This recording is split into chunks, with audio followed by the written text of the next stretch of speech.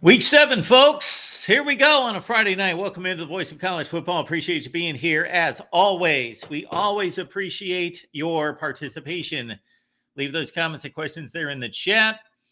And of course, we will talk what has transpired tonight, but mostly look ahead to Saturday's games. And before we sign off tonight, I am going to address the Ohio State-Oregon comments from the preview and prediction video. Not that that's necessary, but there were just a few comments in particular that irritated me. So I'm going to address those tonight at some point. Let's go to the scoreboard. Then we will get to your calls. Northwestern all over Maryland tonight, 37-10. Jack Lausch. Learn the name. I'm learning because Jack Lausch came in as a backup quarterback earlier this season for Northwestern, and his first game was against Washington. Not necessarily his first playing time, but his first start to finish game, and he was lousy. But this is why we continue to watch these players in these seasons progress, because I just assumed, okay, this has to be the worst quarterback situation in the Big Ten. Jack Lausch, this guy is lousy.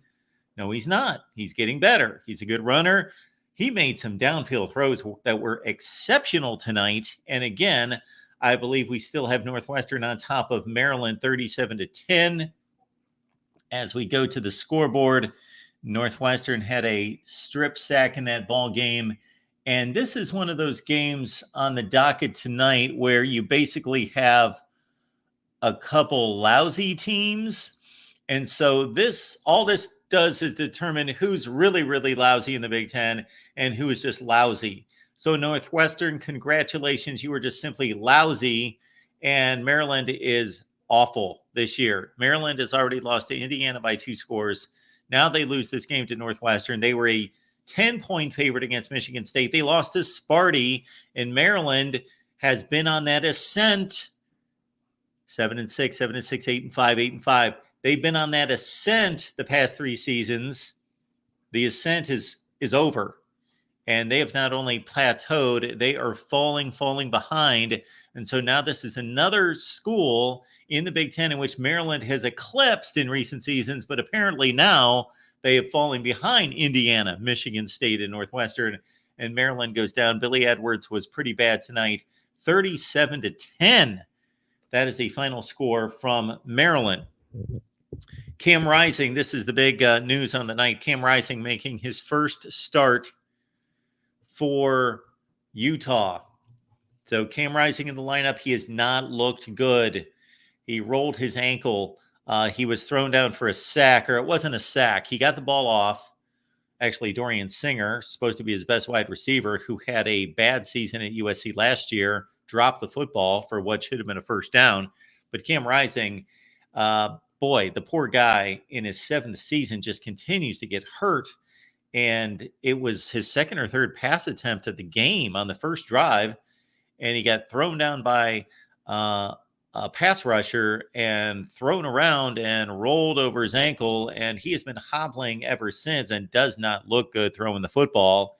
Arizona State, last I checked, was going in for a go-ahead score. And yes, they've done that. 13-6. Cam Scadaboo is probably one of the best rushers in the nation that you've never heard from or of.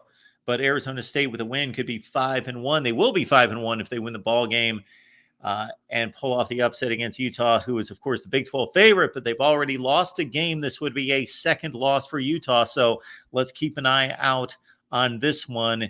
Interesting in the desert, Arizona State and Sam Levitt at quarterback, 13-6. And then UNLV bouncing back from the loss against Syracuse last weekend in overtime all over Utah State, 47-21. All right, let's go to the phone lines. Welcome into the Voice of College Football. We got the real MVP on the line.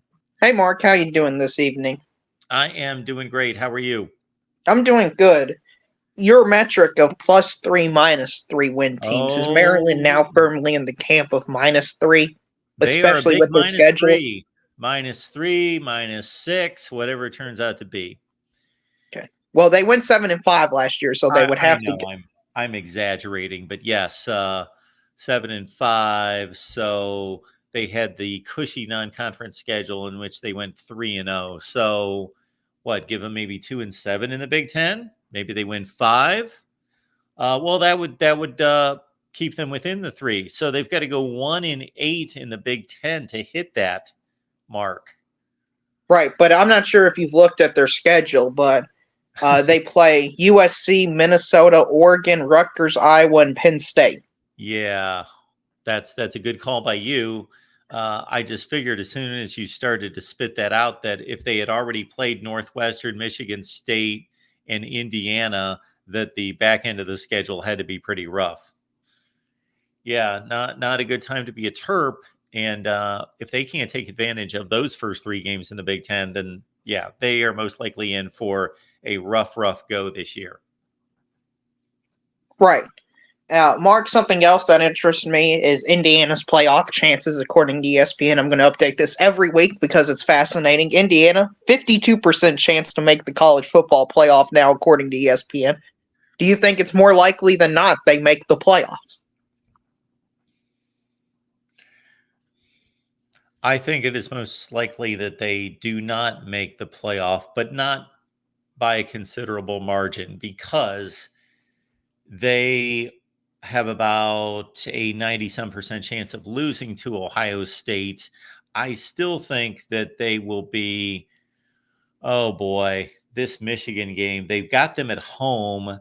And if Michigan cannot find an offense, Indiana could certainly win this game. But I'm still going to favor Michigan as things stand right now.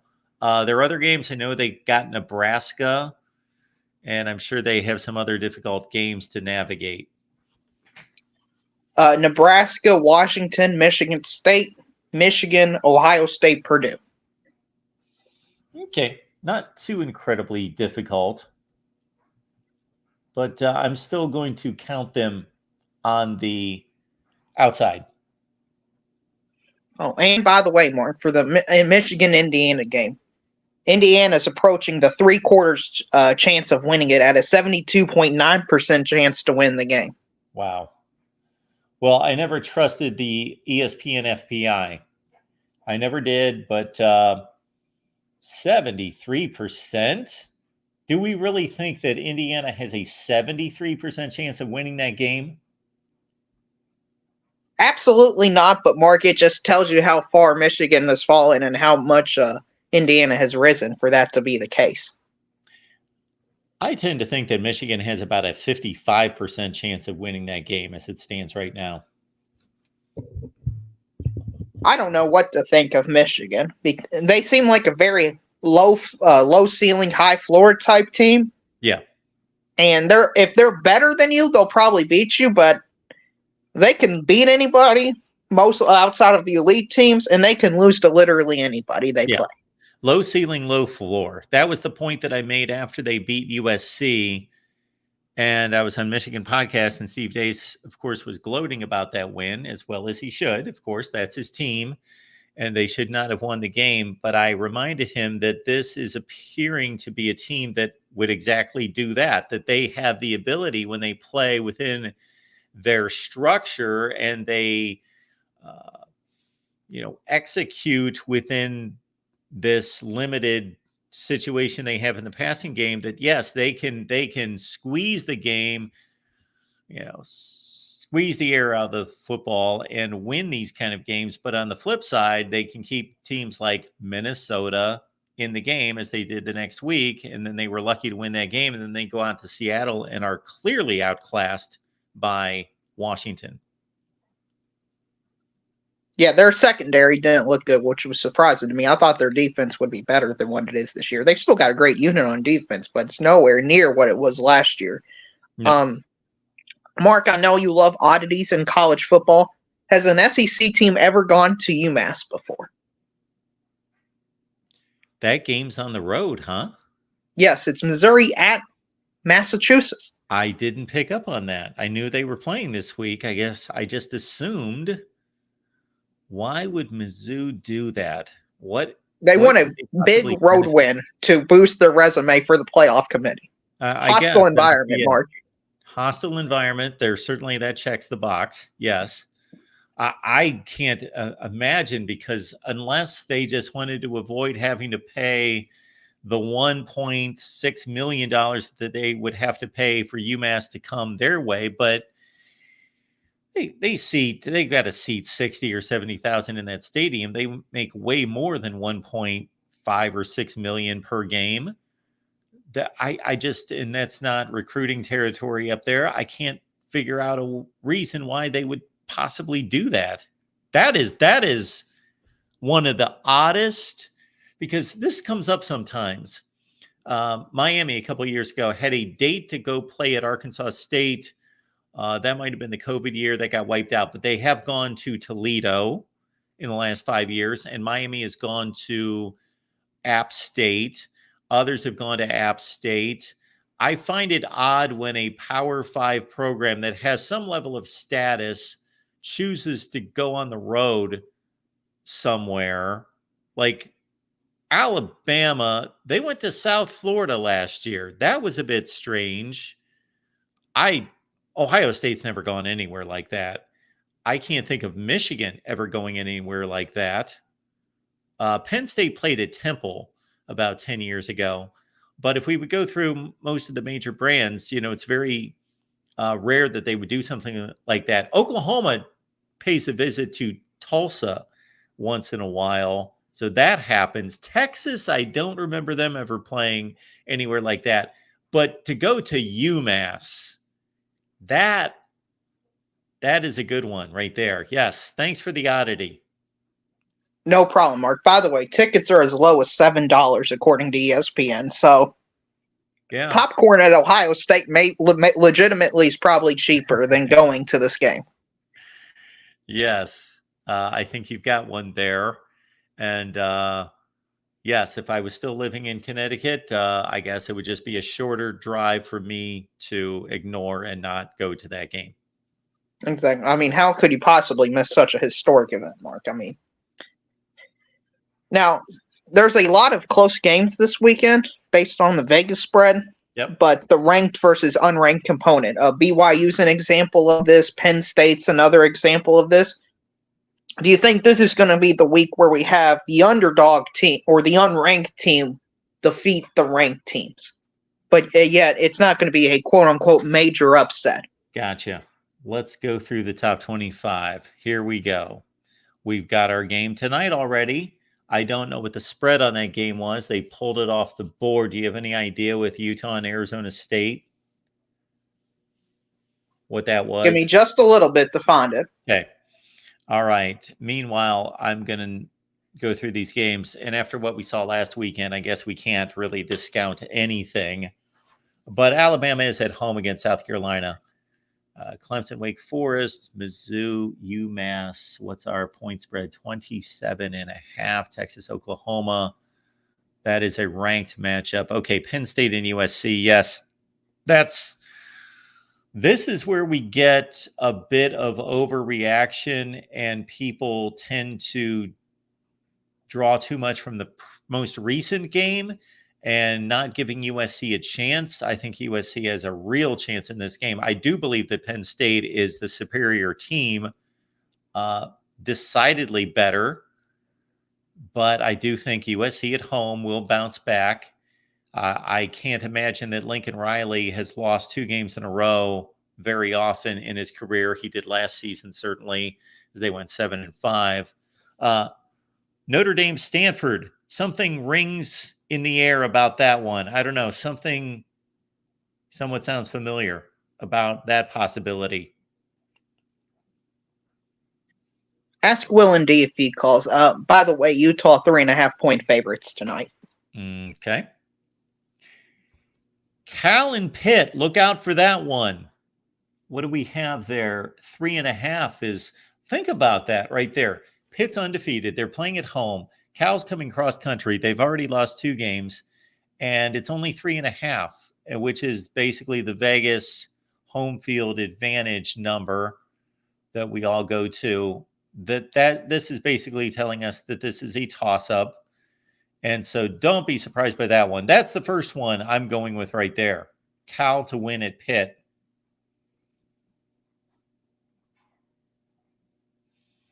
Arizona could win at BYU. I could certainly see that. Yeah, it's only 3-point spread as well. Yes. So something's telling us something there as well. If BYU at home for an afternoon game, okay, it's not a night game. BYU at home is only a 3-point favorite. Huh. And the final two games, more of Big 12 theme, feels like, for the odds. Iowa State's 3 against West Virginia, and Kansas State's also 3 against Colorado. Yeah, on the road. Absolutely. Yeah, I think you've picked up on a nice theme here. I like it. Yeah. So what did we find? How many games? About 5? Those two. Yeah, 5. That doesn't include your Ole Miss LSU, which a ranked team's going to lose, and it's 3.5. Same with Ohio State, Oregon, which is also 3. Okay, you're saying a ranked team's going to lose. I was specifically looking at unranked versus ranked. Yeah, no, I wanted to include those. I felt like it was noteworthy to at least mention those games. So we had those 2, and then we've got Arizona BYU is 3, Cal Pitt is 4, Stanford Notre Dame is 5, USC Penn State is 6. Out of the ones that I think have some possibility, although I guess we've got to include South Carolina and Alabama at this point. Wouldn't that be something? 2 weeks in a row. Yeah, I really think that between these Big 12 games and this Cal Pitt game, I'm going to guess that out of those 4, that at least 2 of those are going to be upsets. That would be something. You also speak to the parity of the Big 12. Yes. Mark, the Big 10 has the 2nd, 3rd, and 4th ranked team in the country. Has this ever happened where one conference has had 3 of the top 4 spots? Well, I get accused of being an encyclopedia at times. I'm not quite that. I don't know. I'm sure it has happened. I would think it's happened from the SEC. You don't think Maybe. so? I don't know. I would think so. It's happened. Okay. Well, think about usually, this. Think about this. In the first ever college football playoff rankings, Ole Miss, Mississippi State, and Auburn were 3 of the top 4. That's a good pull in some unusual teams that are completely irrelevant now as well. Yeah. They were in the top 4, all 3 of those. Now, Mark, this has been the year of the double-digit underdog. I don't know where your stats at, but it feels like every week there's 1 or 2 shocking upsets. Ole Miss beat Kentucky, Alabama lost to Vanderbilt, and we can go on and on. Colorado upsetted UCF. What's a double-digit underdog you think is going to win this week? It doesn't have to be one of your picks. I don't want to ruin it for your Patreon people that have put the money in there, but... Well, I don't even know what those picks are right now. I'm going to go. Let's see what we got. Let's find one. Oh, there's all those Tuesday, Wednesday games I thought I had last week's. I'm not feeling that. Where do we have other double-digit games? If I miss one, certainly let me know. You know what? I'm going to surprise some people right here. Put this one on the list. We haven't selected it yet. Texas, Oklahoma.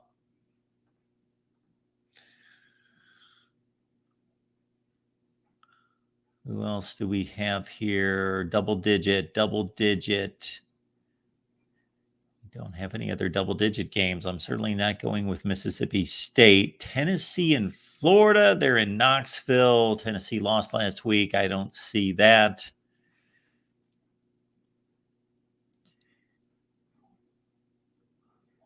I don't see any more group of 5 really good teams like we saw earlier. San Jose State almost pulled one off against Washington State as a double-digit dog. We don't have many of those games left. Your Kentucky Wildcats. Ooh, there's one. Sorry, but let's put that on the list. Vandy on the road at Kentucky. All right. Double digits. That's all we've got. Those are the two I am going with, and I would put them in the order of Oklahoma upsetting Texas. Number one. Number two would be Vandy over Kentucky.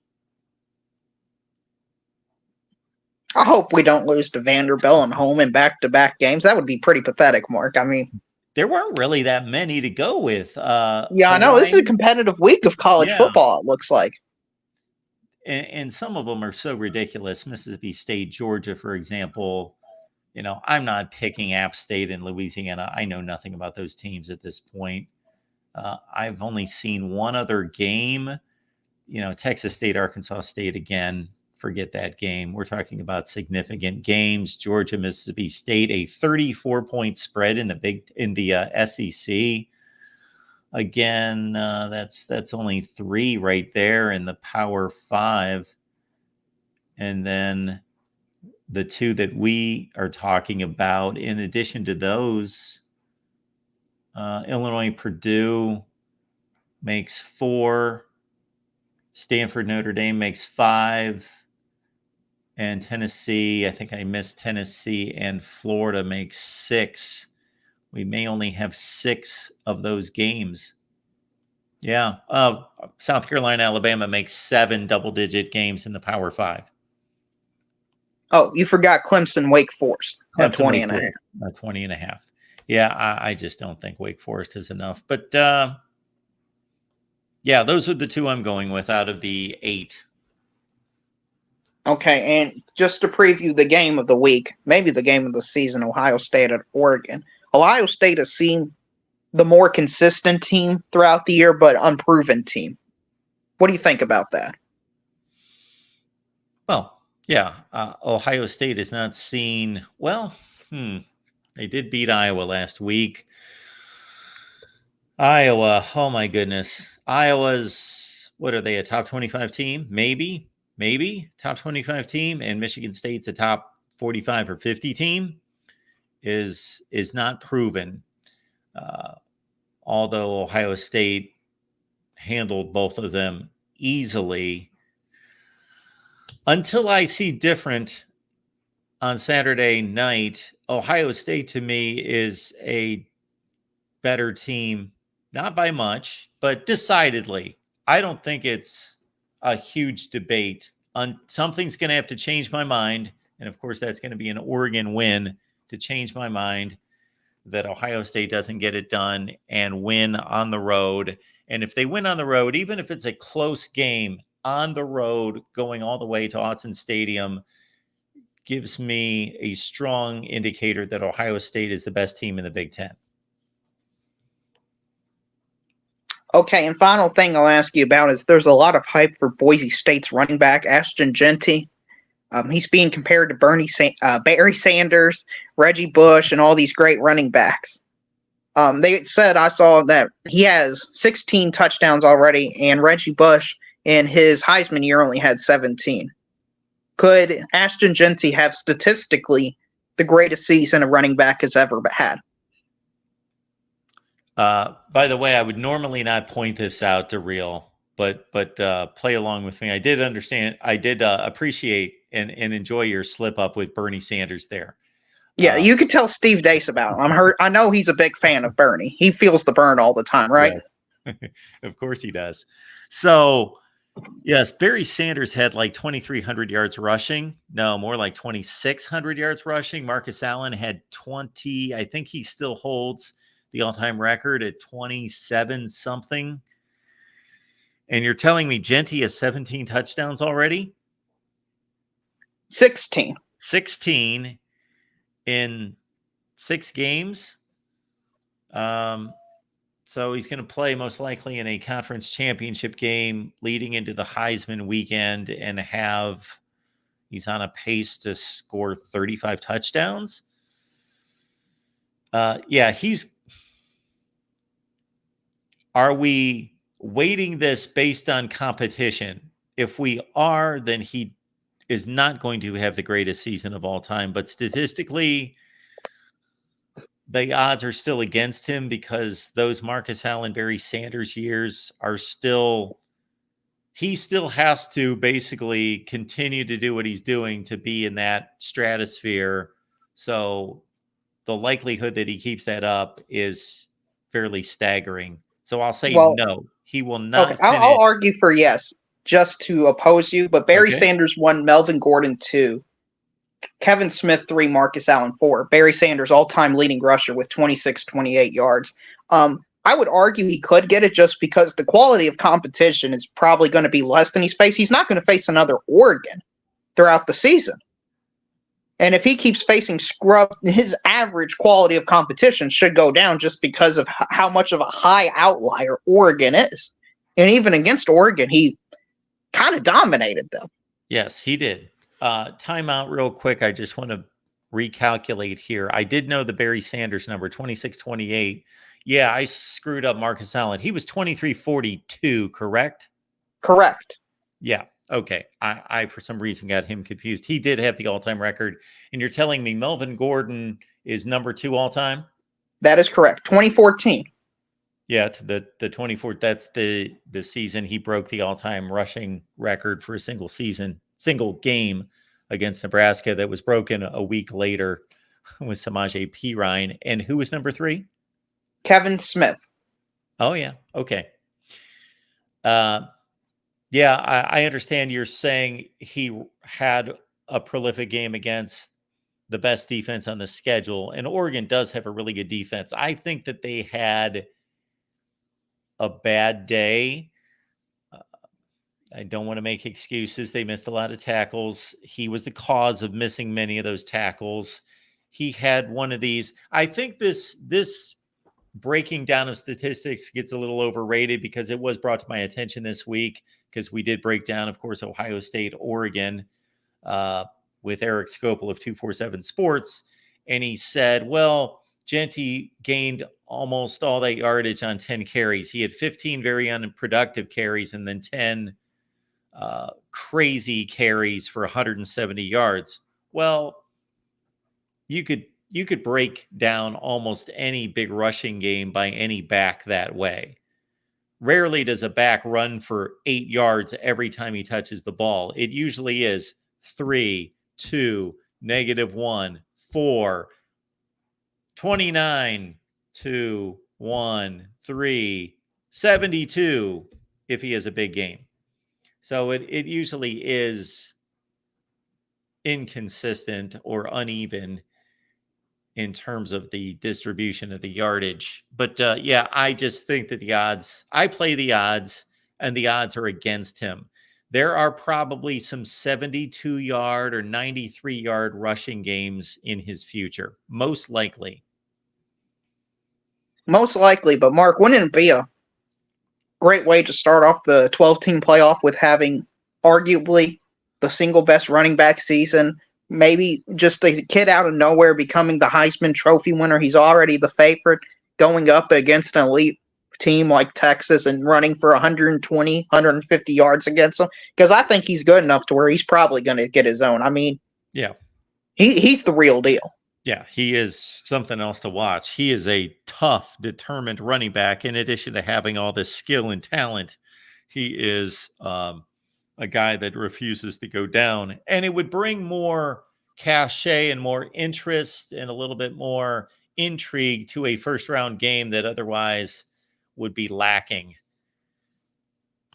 Right, because I know I got some pushback that Boise State would scare a few teams at the top. It would be a somewhat challenging game, and I'm willing to accept that you can't look to the next week opponent if it's Boise State. I still think they're probably going to be anywhere from a 14 to 17 point favorite and pull away late in the fourth quarter.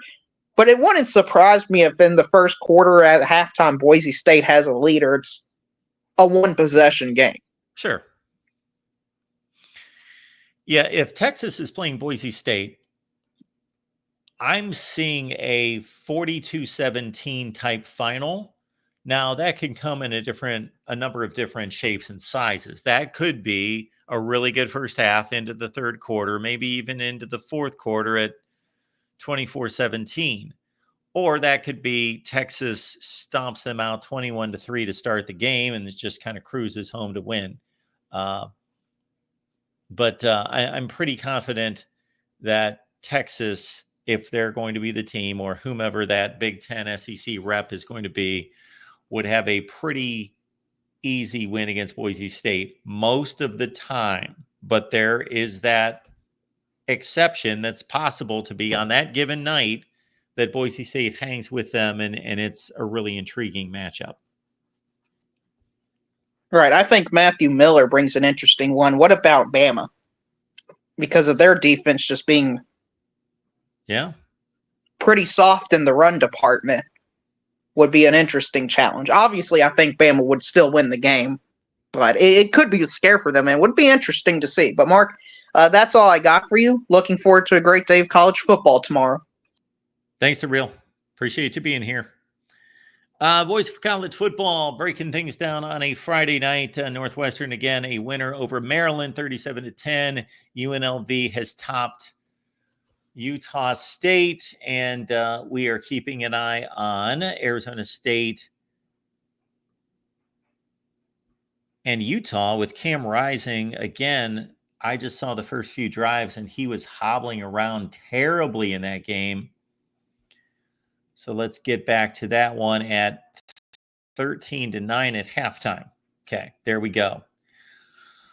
So we'll take your calls and questions. I'm going to address some comments that were made to the Ohio State-Oregon video that I posted, just because, again, so this is not unusual that I've received these kind of comments. So this is nothing like, oh, these horrible comments and I have to address these. I just came across them tonight and thought, I feel like addressing these comments because these are the type of comments. So these are not the worst comments that I received by any stretch of the imagination. Again, it's just timing that on this particular night, I'm going to address these comments because some people make criticisms and they don't necessarily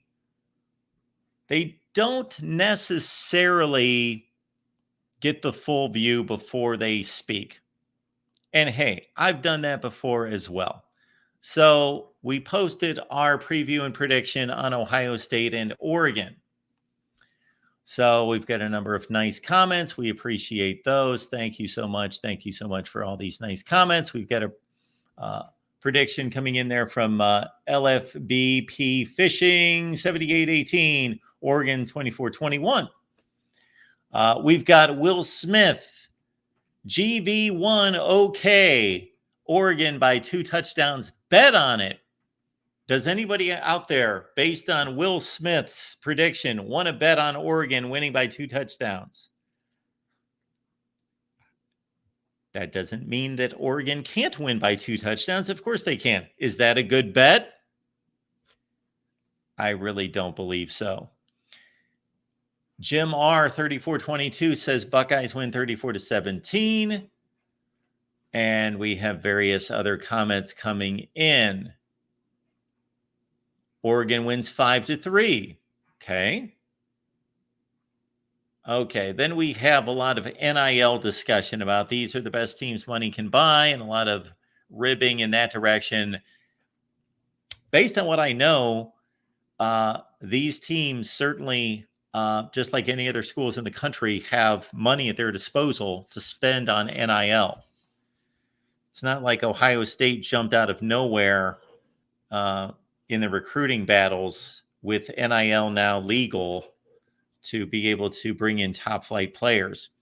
Rob is picking Oregon 38-24. Catfish 00150 is picking Ohio State to win by 21. That seems a bit much. Okay, so the first comments that I took exception to were from these geniuses here that said last time these two played, Ducks win by 14 points, 35-28. Huh? And then math is hard and all these sorts of things. No, the comment I made is that Oregon won the game 35-28. They were a 14-point underdog. They were a 14-point underdog. They won 35-28. That is the math. Okay. All right. So not a big deal. Night City Vibes might be watching right now. Who knows? I was making fun of the original message. Okay. All right. Where did I see? I'm not finding the comments that I wanted to get to. Maybe they were not to this video. I thought that they were to this video. Somebody told me I was being misleading. Huh. Who was commenting to the Ohio State-Oregon game on another video? They must have been. I don't see this comment. This is unfortunate. I had something to say.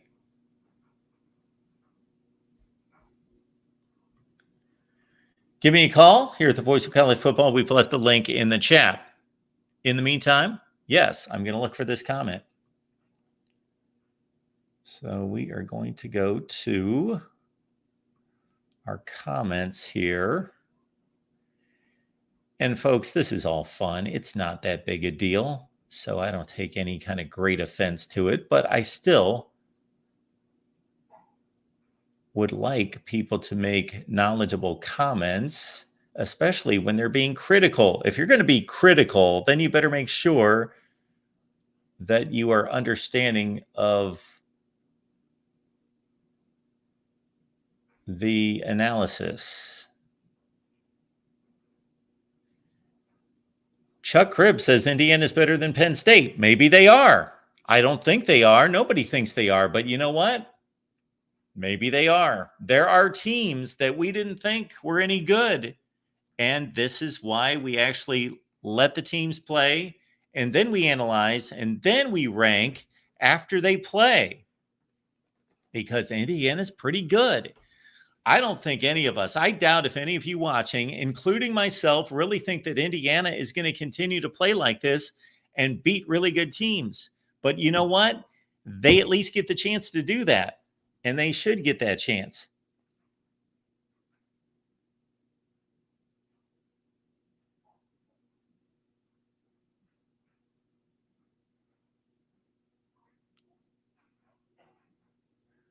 I'm highly disappointed that I can't find this comment. I'm seeing a lot of complimentary comments here. So I do appreciate everyone that leaves comments at the channel. And thank you so much for that. Even if I don't get to your comment, it is just not possible. Somebody there says that my top 25 is a joke. That certainly has never happened before. We do appreciate Mr. Sharp, who says the Voice of College Football is the authority on the Big Ten power ratings 1 to 18, and we respect your expert level analysis. No human being on planet Earth could have seen Minnesota beat USC. Vandy win over Alabama. Arkansas over Tennessee, and Nebraska won 14-7 over Rutgers. 1-score win. It has to be razor thin, the difference between Indiana down to Northwestern. Only Ohio State, Oregon, and Penn State stand out. Oh, there was a good comment about Michigan State and a comparison between Ohio State's game against Michigan State and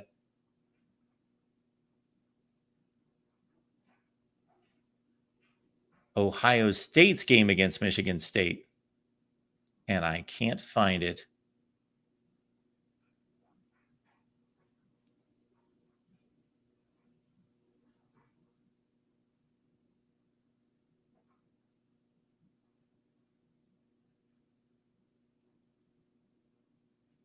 Huh. Thought it was right here.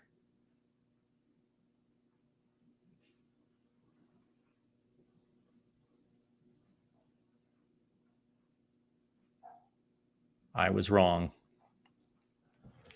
All right, folks, who's in the chat? What are you guys talking about? What do we have got going on? Let's look at Saturday's schedule and break down the games. That's what we'll do. Again, a quick update here. UNLV leads Utah State 50-28. Vegas should move to 5-1. All right. We've got on Saturday, Bama The way South Carolina was playing a few weeks ago, this would have been highly interesting because South Carolina outplayed LSU. They whipped Kentucky by 25, but man, their quarterback situation's a mess with Robbie Ashford and Lenora Sellers, and they only scored 3 points against Ole Miss last week. Shane Beamer was stupid to go for it on a fake punt in his own end early in the game when it was still competitive. He tried to gain momentum. But the thing is, the risk reward there, Shane Beamer, does not pay off. You're at your own 36-yard line. Even if you convert the fake punt, you're only at your own 38-yard line. The risk was too large, and South Carolina got blown out. How much will Bama come back in this one? They have defensive issues all over the place at Bama. Kane Womack, their new defensive coordinator, tons of pressure on him. You saw one of the viral videos this week was Malachi Moore, the great Alabama safety, who kicked the football when the ref spotted it at the end of the ball game on the final play. And he was an upstanding young man in that he took accountability, apologized, said that he was immature, whatever his verbiage of the incident. And I was glad to see that the emotions are high in these games. As an Alabama player, you have to be beyond frustrated, but just plain shocked that you just lost at Vanderbilt. So I understand out of a 20-year-old athlete that that got the best of them. We expect them to act better. We don't expect players to kick a football that's being spotted by an official. And to my knowledge, Malachi Moore has never done anything like that. So once he did something like that, I thought it was great for him to go back and publicly acknowledge that. Clemson and Wake Forest. Clemson's on a roll, but they've been on a roll against a lot of bad football teams. Stanford, Florida State, App State, NC State's really bad this year. And now they get another one in Wake Forest. Keep in mind that we've got betting breakdowns of all these games, just most of these top 25 games, courtesy Steve Merrill, and you can catch those on all the various team channels. The aforementioned Missouri date at UMass, Missouri coming off that dismal effort at UMass. This is one of the more intriguing games of the day. Washington at Iowa. I will definitely be locked in on this game. My 2 noon games, definitely Washington, Iowa. Can't wait for this game. I am intrigued by this matchup, and you guys don't even see what I'm looking at, do you? I forgot to switch tabs here. There we go. Washington, Iowa. That is my game at noon Eastern. And my other game is difficult to select. I kind of like the Wisconsin-Rutgers game. I'll probably start with Bama, South Carolina. And then if that gets out of hand, I'll go to Wisconsin-Rutgers. Yeah, that's the lineup at noon. But yeah, Iowa, a 2.5-point favorite at home. There, I would think, would be some overreaction out in College Football Nation concerning this game, in that Washington's coming off an impressive win against Michigan, and Will Rogers threw for 335 yards in that game against Michigan as Washington was down by 3 points in the second half and scored the final 13 points of that game to win as Michigan basically imploded. Washington played well, but Michigan imploded in the fourth quarter. Iowa got trampled by Ohio State in more dominant fashion than I anticipated, slightly. Certainly not surprised, but I expected Iowa to perform better. Now Iowa coming back home, Washington coming off a big win. I like the spot for Iowa to take care of business, but this is still an interesting game. And for you old timers, you remember a few Rose Bowls, Iowa, Washington, 1991 and 1982. So Iowa needs some payback because they got trounced in both of those Rose Bowls. All right, let's move it to 3:30. And I think this is a pretty easy selection. There they are. Texas, Oklahoma. I find it odd that for all those years, post Mac Brown or at the end of Mac Brown's tenure at Texas on into Charlie Strong, Tom Herman, and some Steve Sarkisian, that Oklahoma owned the Big 12, was far superior to Texas almost all of those years post 2009. And these two teams are on a run of rivalry games in which only one has been decided by more than one score. They play a one-score game almost every year. They played one of the best football games, these two, of 2023. And Texas went to a college football playoff. Texas had all this off-season, preseason hype going into this year, where Oklahoma was just one play away of going to the Big 12 championship game and having an opportunity to go to the playoff themselves. And now these programs seem to be suddenly in different positions. Texas, an elite. Oklahoma, a bit of an also ran in the SEC. They've already been trounced by Tennessee. They needed a miracle finish to defeat Auburn.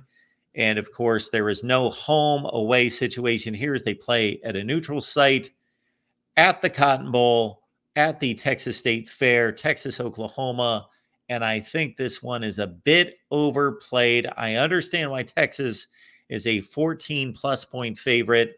Michael Hawkins is an inexperienced starting quarterback, although I think we got news concerning this game and the starting quarterback situation. What did we see here?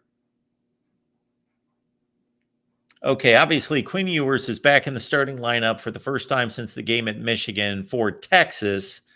But Michael Hawkins will be, once again this week, the starting quarterback for Oklahoma in replacing the very confused Jackson Arnold.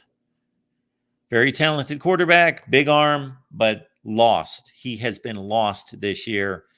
And Michael Hawkins has a lot to learn, a lot of improvement. And yes, because of that disparity at the quarterback position and because Oklahoma's best wide receivers are gone, Oklahoma won that game 2 weeks ago against Auburn, coming back into the game with a 60-some yard pass play downfield when their offense had done nothing since the first drive of the game. And that player, J.J. Hester, who caught that pass for Oklahoma, had not caught a pass in 3 years. That's where Oklahoma is on their depth chart at the wide receiver position. They are missing their top 5 wide receivers. Top 5 wide receivers, including, it was just announced and confirmed today, Deion Burks, their best, most likely their best wide receiver. Oklahoma, I hate to see this because I thought this team had a real chance to do something this year in the SEC. They have a very good defense.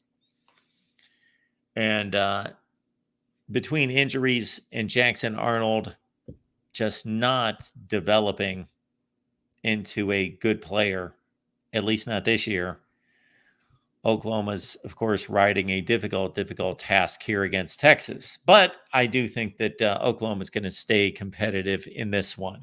That would be my projection on that one. USC and Penn State. If I could only watch one game, I believe that's the one. Well, Ohio State, Oregon would be the one. This would be number 2. Penn State and USC. Penn State, I just think, is too sturdy of a football team for USC.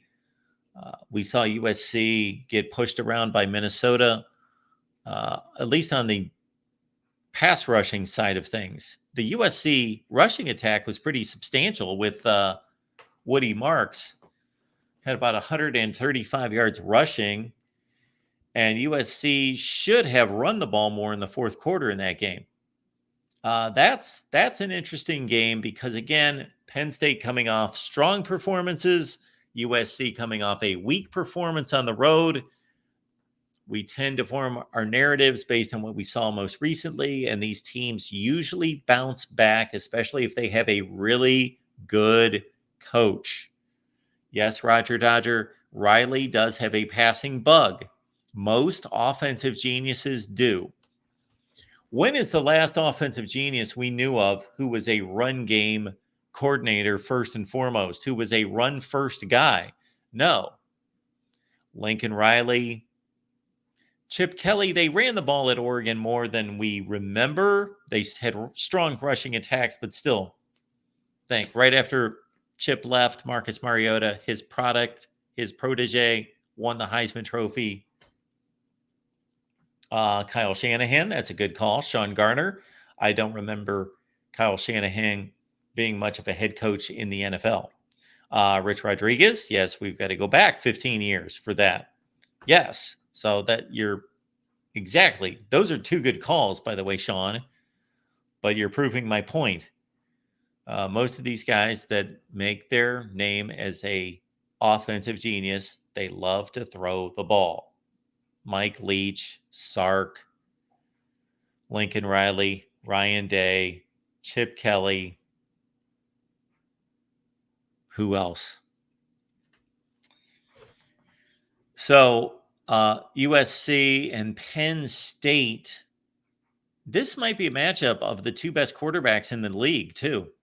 I know that during the offseason that Dylan Gabriel was just the default selection as the best quarterback in the Big Ten. I don't think that he is. I think that this game pits the two best quarterbacks in the conference.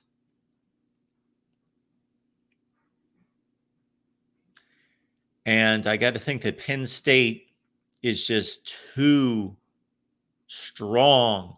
Okay, well, Don trumped me on this one. Brian Ferentz, of course.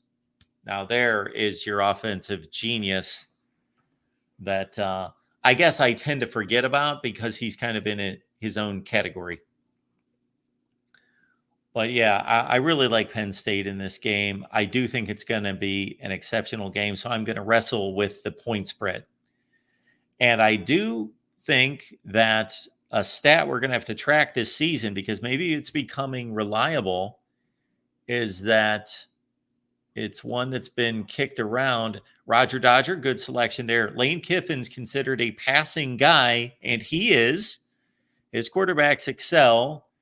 And shoot, Lane Kiffin made Blake Sims a great passing quarterback. He made him a statistically great passer, not in reality. So Lane Kiffin, of course, loves to scheme and use space to get his matchups in the secondary. But yes, his teams are extremely strong rushing the football. Jeff Lebby as well, who, of course, teamed with Lane Kiffin at Ole Miss. Strong rushing guy as an offensive guy.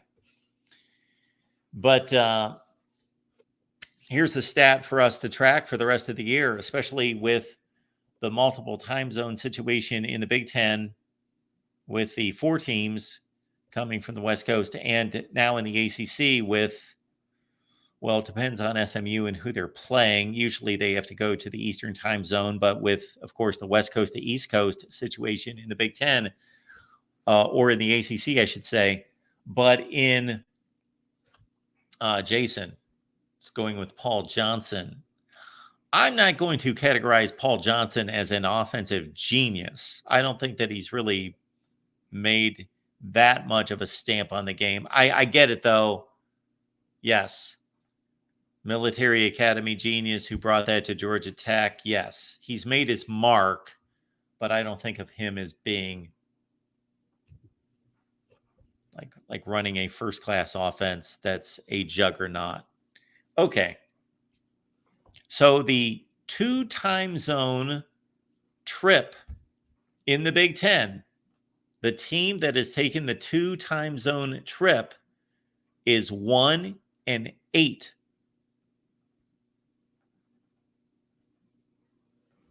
I heard that statistic, and then I went through the games, and I thought, okay, Indiana went to UCLA and won at the Rose Bowl. That's the one win from a team that has had to travel at least 2 time zones.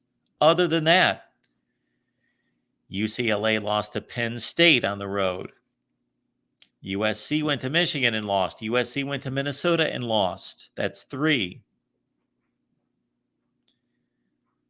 Washington went to Rutgers and lost. Michigan went to Washington and lost. That's 5. Michigan State at Oregon, 6.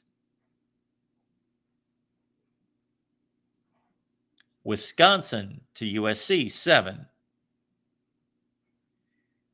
And I thought there was another one. Might be 1-7, might be 1-8. Buckeye Mike, absolutely, you can call in. Keep me some company if you can find the link. We can leave the link again here in case you can't find it.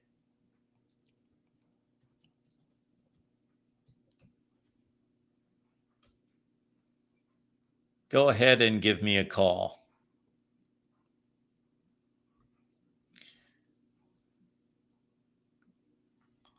Utah State making it look respectable on the scoreboard, but about to go down to UNLV 50-34, 25 seconds left. The Runnin' Rebels will be 5-1, 2-0 in the Mountain West.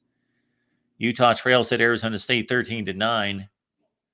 I can't imagine that Cam Rising's line in this game is very impressive. We'll check that out in just a second. Northwestern defeated Maryland 37-10. The Wildcats are now 3-3. Maryland is now 0-3 in the Big Ten.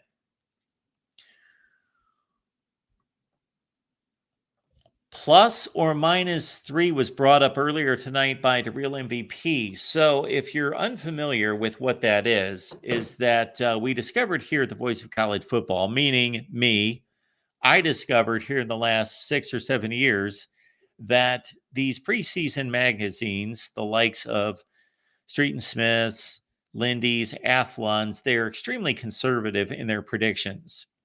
And so I thought, I'm looking at these magazines and they basically take last season's results and they only tweak these win-loss totals by maybe 1. And I thought, I wonder how many times in a college football season do we see a team have a significant ascension or decline, a huge increase in wins or decrease in wins from the previous season? So I determined 3 to be significant, at least 3. And so I've been counting from year to year, every season, how many teams either increase or decrease at least 3 wins from one season to the next. Meaning last season would have been, who comes to mind last season? Texas. Texas went 8-4 the previous year. They went 11-1 last year. They had a 3-win increase. Bingo. Florida State went 9-3 the year before. Then they upped that to 12-0 in the regular season. That's a 3-win increase. Northwestern, great example of this. 1-11 the year before. They increase their win total from 1 to 7. Okay. Who's on their way this year? The Real MVP brought up Maryland, who went 7-5 last year. They've now dropped to 3-3. So they would have to go 4-8. And looking at their schedule the rest of the way, it's brutal. Other candidates in the Big Ten. Washington was the obvious one going into the season with all that they lost. Quarterback coach, coaching staff, all sorts of star players all over the place that left, and a 12-0 football team. And of course, all that Washington would have to do is go 9-3 to meet our criteria. So they are almost assuredly going to do that. They've already lost 2 games. So Washington is a huge candidate to hit it this year. UCLA went 7-5 last year in the regular season, and we could definitely see them going 4-8. They're another example of this, plus or minus 3, and we anticipated them. Other than that, those are the 2 obvious ones. Oh, Indiana, 4-8 last year. They would have to go 7-5 this year. They only have to win 1 more game to finish 7-5. They are 6-0. So Indiana is almost assuredly going to go the plus or minus 3 in the positive range. We've got Rutgers, I don't believe so. They've already lost a game. They did last week against Nebraska. They were 7-5 last year. They've got to go to 10-2. Don't think that's going to happen. Nebraska, 5-7 last year, 8-4. They would have to go this year. They're off to a 5-1 start. So Nebraska looks like they're on their way.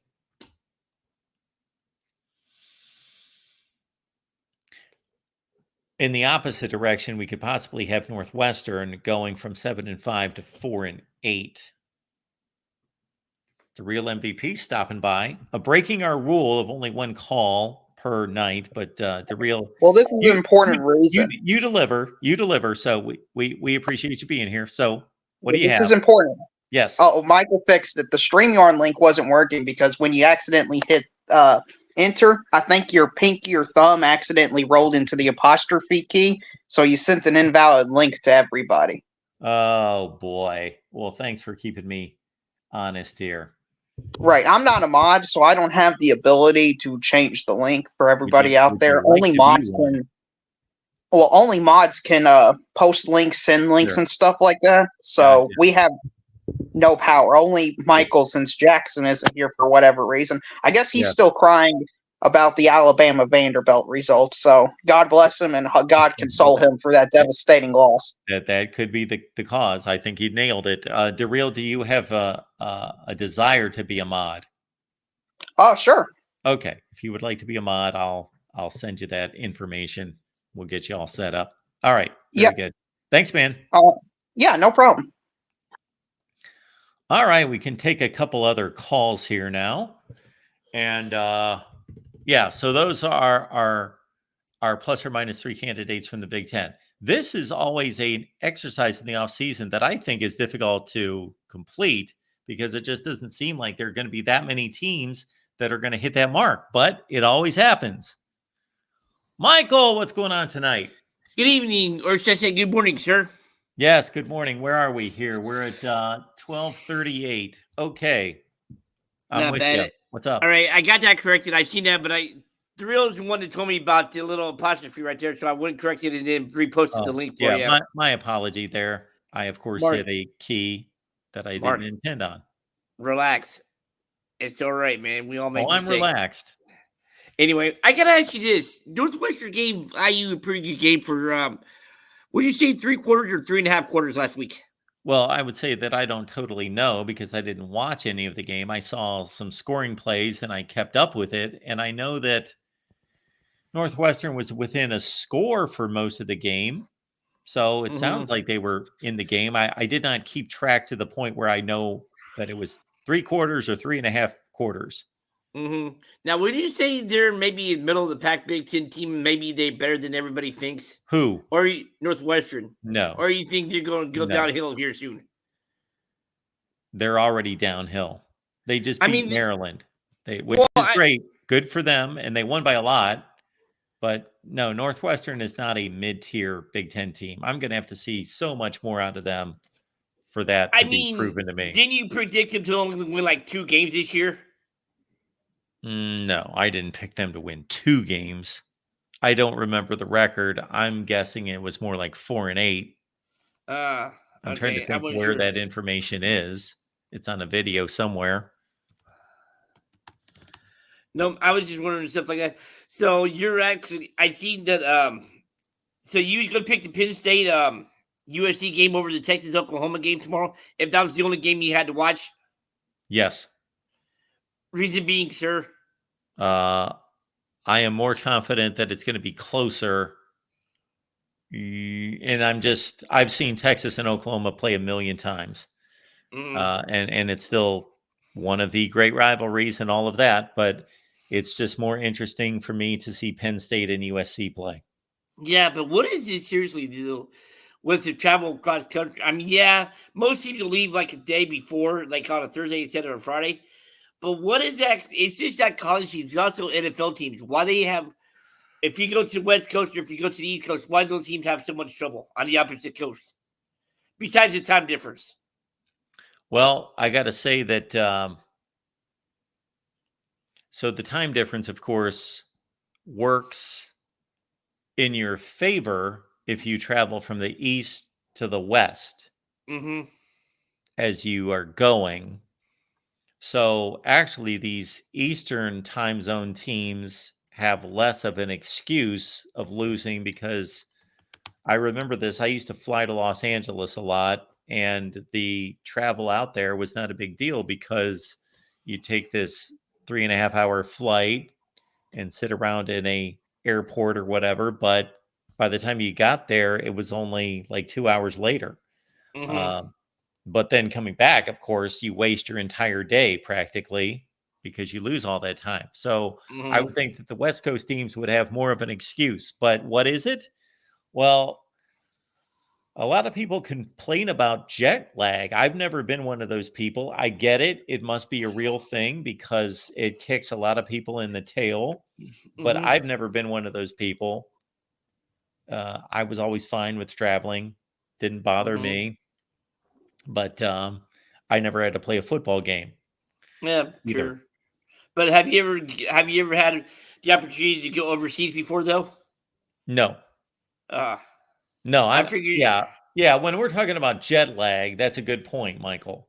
We're not talking about 12-hour plane flights. That I'm sure would exhaust and really screw with just about anyone, including me. Do you think it messed up Florida State this year? Well, again, in that situation, you've got no excuse because the other team had to go through the same thing.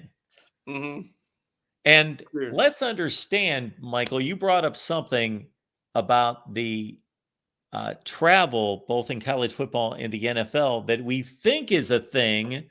But again, I've never seen anybody put numbers to it.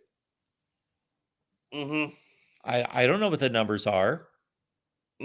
Sure. Because you said the Big Ten is what, 1-8 this year or 1-9? Yes. But that's a small sample size. And again, this is a theory that people have, and I'm not saying it's not true. It's like a trap game, but I've never seen anybody put metrics to it. Somebody just needs to.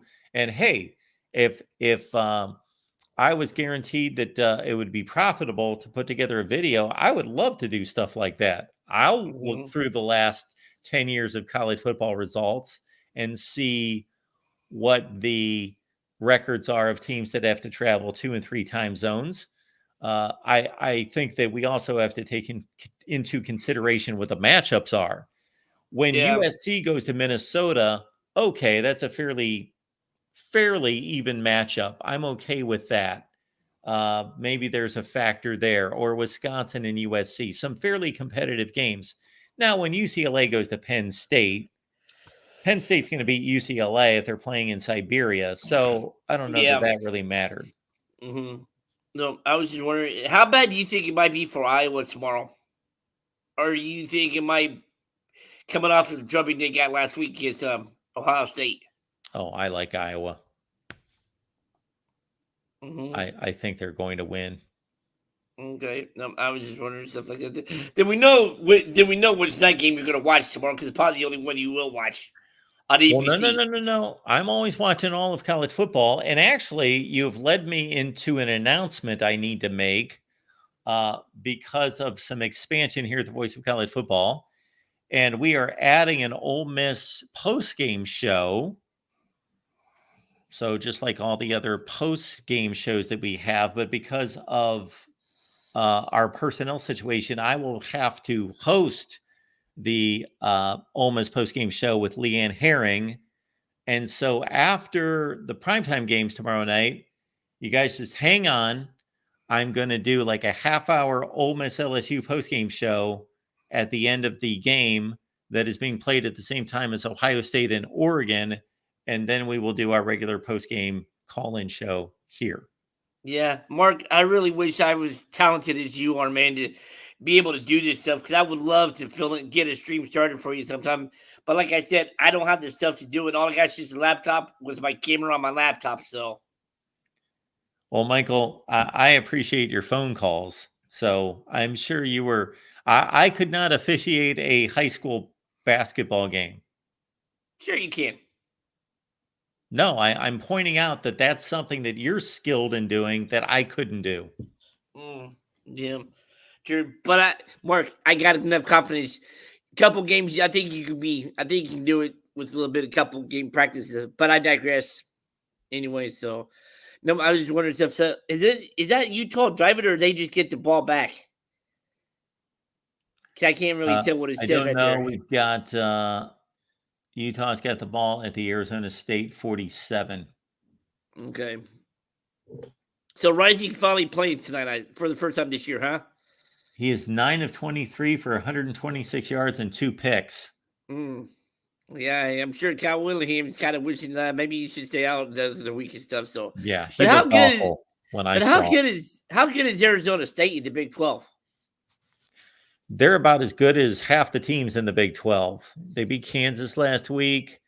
They won, 2 out of 3 games out. I'm trying to think who beat Arizona State. Who beat Arizona State? I can't remember off the top of my head. Their big non-conference game was against Mississippi State, who's terrible Trash. this year. Yeah. Arizona State. Anyway, they're actually decent. So is Colorado got K-State tomorrow or Oklahoma State tomorrow? Colorado plays Kansas State. Oh, yeah. Is that at 3:30 on ESPN or on No, ABC? that is a night game. Oh, so that'd be the nighttime game on Fox then, wouldn't it? That is Or is that FS1? That is on ESPN at 10:15. Oh, because of the 2-hour difference, because it'll be like 8:15 in Boulder. Yes. All right. I'm kind of surprised. So who would you pick in that game? I think that's a heck of a game, and we know why ESPN is taking all these Colorado games because of TV ratings. Kansas State, of course, I gotta think that Chris Kleiman is addressing and he is looking at what happened a couple weekends ago when they went to BYU and got completely torched. That this is another game where Kansas State's traveling late at night, playing in the Mountain West time zone, this time against Colorado, that Chris Kleiman has probably warned his team to say, look what happened to us a couple weekends ago at BYU. We can't let that happen again. I've got a lot of faith in Kansas State and Chris Kleiman. I think that's a first-class outfit, but they're not ultra talented. That's going to be a really good game. And I'm sure with Colorado playing as well as they've won, 3 games in a row.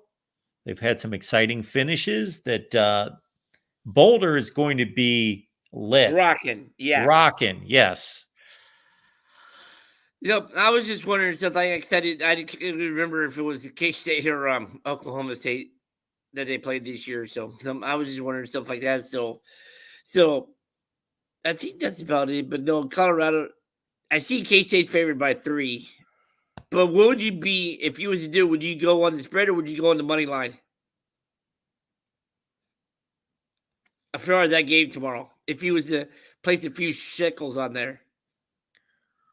Well, off the top of my head, I'm taking Kansas State. They're just a much more complete football team. Just wondering stuff like that. All right, no, I was just wondering stuff like. Are you looking to play a couple shekels on this game?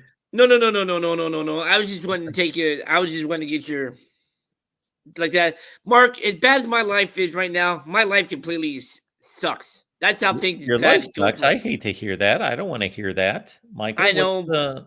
What can we do for you? I'll DM you later, or if not tomorrow, I'll tell you about how bad it is for me right now, man. If that's okay, or shoot you an email. You can always email me. You can always DM me. Yeah, I think it's just not going as good as I thought they would be. Anyway, all right. I'm sure Mr. Greenshield's getting ready to tell you. Oh, it's either going to be 38-31 tomorrow or 31-27 Oregon. But I would not be surprised if Ohio State didn't win, though. 38-31 or 31-27 Oregon. So yeah. they can only possibly win by one of those 2 scores. Now, watch it be something totally different. Okay, so Oregon's winning by one of those 2 scores, or Ohio State's going to win? No, I'm picking Oregon to win tomorrow. Okay. That's just what I think the score might either be. Sure. But my thing is, I think that it might be a late touchdown to win the game tomorrow. It could be. All right. Just as wondering, stuff like that.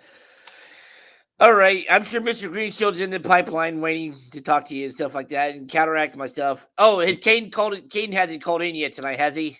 We have not heard from Caden. He did. He was in the background there. He had called, but he didn't stay on the line. Okay. I was just wondering, stuff like that. All right. Hey, Mark, seriously, enjoy the rest of your Friday, and I'll talk to you tomorrow. And hopefully things will be a little better for Purdue football tomorrow, even though Hudson Card's not playing. Oh, he's not. Concussion protocol. Who is the backup quarterback? Ryan Brown. Ryan Brown. What's his deal? I think he's like a true freshman or a redshirt freshman. Oh, boy. Okay. But yikes. I don't know. Purdue's won the last 5 against them, so. But I got a feeling that might be coming to an end tomorrow. I think Mr. Bielema might say enough's enough. And I love you, Ryan Walters, but I got to put you back in your place. All right, Michael. All right. Thanks a lot. Man. Thanks. I'll catch you tomorrow. See you. Bye. Sounds good. Wow. Things getting worse for Purdue. Ryan Brown, a freshman quarterback starting for Hudson Card. My goodness. All right, let's keep it rolling here at the Voice of College Football. We got Buckeye Mike on the line. How are we doing, Mark? I am doing great. How are you, sir? I am doing pretty good. I'm glad to see that you made it into a safe area, hopefully. Oh, thank you. Yes, it's all safe and sound. All is good. I didn't even realize that you were going through that till I watched a recent episode of our buddy Steve Dace. Oh, did Steve Dace make a comment about it? Yeah, on his latest episode, I think it was, of Michigan Podcast, he said something about you, not exactly where, but that you live in an area that would probably get hit pretty hard and that you were in the process of going to quote-unquote higher ground. Yes. Yes, that I appreciate Steve acknowledging that. I hated to miss the show this week. So, hopefully just a couple quick things. So, first off, I wanted to get your opinion on the whole Ashton Jeanty Heisman thing, because I heard the other day that he is on pace to have better stats than any of the last 3 running back Heisman Trophy winners. Well, we had a call from the real MVP who lined up the stats right now. Jeanty's got 16 rushing touchdowns, and he's running for 1 million yards a game. I don't know what the total is right now. I don't know if you've got that in front of you, but I think it was like stats. I think it was like 1,300 or something. Okay, so something like that. If we're looking at I'm trying to think, the last running backs to win the Heisman, Derrick Henry did in 2015. Is he the last one? So it was Derrick Henry, Mark Ingram, and Reggie Bush. 2009, Reggie Bush, 2005. Okay. Yeah, well, the thing about Ashton Jeanty, so there are going to be a number of people that will tend to not vote for him because of the schedule and because the team he played for. So he's got to fight against that, for one thing. Yeah. So I've always thought that there are basically 3 factors that are involved in the Heisman voting. One is stats, obviously just pure stats. That's one analysis. Number 2 would be winning. Your team has to win. That's more important for a quarterback than any other position, but it's of course important for all of them. And then number 3 would be having some kind of play or series of plays that are just jaw-dropping, ridiculous plays. Whether that's Woodson with a one-hand catch of an interception against Michigan State, and then having a punt return and an interception return against Ohio State, etc. Or for a quarterback, it's leading a game-winning drive in a huge game. those sorts of things that people remember. And so for Ashton Jeanty right now, one thing that's going against him is nobody's watching him play. Right. So, and I think that's a big thing, is because, I mean, I know it kind of helps. He has a weekly Sports Center highlight when he breaks, what is it? It's either like every game he's had a 60-yarder or an 80-yarder. So, I mean, I know that helps in that way. But yeah, to your point, I mean, not enough people are watching as a whole. I mean, the Oregon game does help, and in Oregon's defense, the more Boise wins, the better that looks for them. Yeah, and the more Oregon wins, the better it is for the Jeanty. Loss. Yeah. Yeah. So I mean, I think it's possible. It would be awesome to see him win, honestly. But to your point, I think he would have to reach his goal, because I guess his goal is to break like 4K this year. So yeah, I heard that like a couple days ago. I'm like, geez. I mean, his line's doing great for him when it comes to like blocking, but I mean, we'll just have to see. I mean, they are the front runner for the Group of 5 playoff right now. Yeah, do you see these numbers on the screen right now? Yeah. 20 carries for 267, 25 for 192, 11 for 127, 26 for 259, and 13 for 186. And yes, those 16 rushing touchdowns. I don't know what he does receiving, if he does much. No, not much of anything. So that's it. He probably needs to expand on that receiving end. But I mean, if he's doing what he needs to on the rushing end, I think he'd be okay. Yeah, well, everything I'm saying about the disadvantages of him playing at Boise State, and people are going to take into consideration that he's playing worse teams. He's not playing the competition that his competition in the Heisman races are playing. And like we've talked about, that his games are not marquee games that many people are watching. But what could turn to be his advantage is he's a bit of a novelty, is that people could start really rooting for him as kind of an underdog playing for an underdog team. And he stands out more than, okay, who else is in the Heisman race right now? I don't even really pay much attention, but who would be in the Heisman race? I've seen Kyle Ford in the Heisman race. Who else would we have in the Heisman race? So Jeanty's in there. I know Quinn Ewers got hurt. Quinn Ewers did drop. Lost the game. Cam Ward's in there. Cam Ward, okay. Cam Ward would probably be the winner, I would guess, right now. Yeah, I mean, for biased reasons, Jeremiah Smith is always in my top 3 every week, but why wouldn't he be for biased reasons? So shifting to the obvious game this week, first of all, do the Ducks have enough to rattle Howard? What is your opinion of Caleb Downs? And on the Ohio State side, who would be your top non-star player?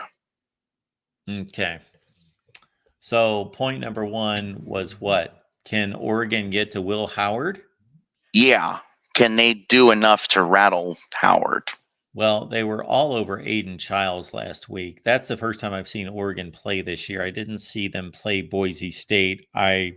I went back and watched the game, the cut-down version, but I don't really Jeanty was so dominant in that game. The Boise State quarterback did nothing in that game. He only threw about 15 passes. So this Michigan State game, the Oregon rush was dominant in that game. They really impressed me.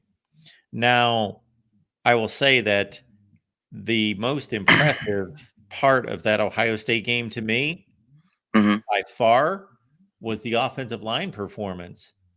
I thought the offensive line was tremendous. And if they protect Will Howard, like they protected him against Iowa, Mm-hmm. Ohio State could win that game by 3 touchdowns. and run block like they did for Judkins and Travion Henderson against Iowa, same thing. The offensive line was great. Oh, yeah. So what else did you want to know?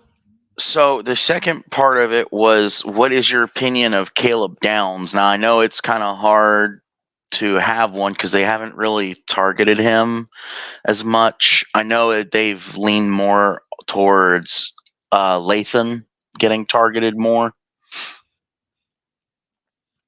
Yeah, I had more of an impression of Caleb Downs last year when he played at Bama because I saw him play the whole season and play in big games. They haven't played a passing attack, so they are going to play the best passing attack that they've faced all year by far.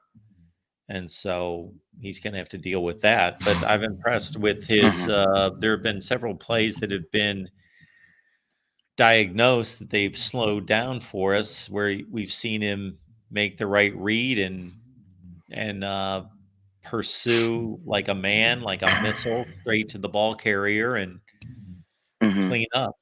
So, yeah, he's a tremendous player.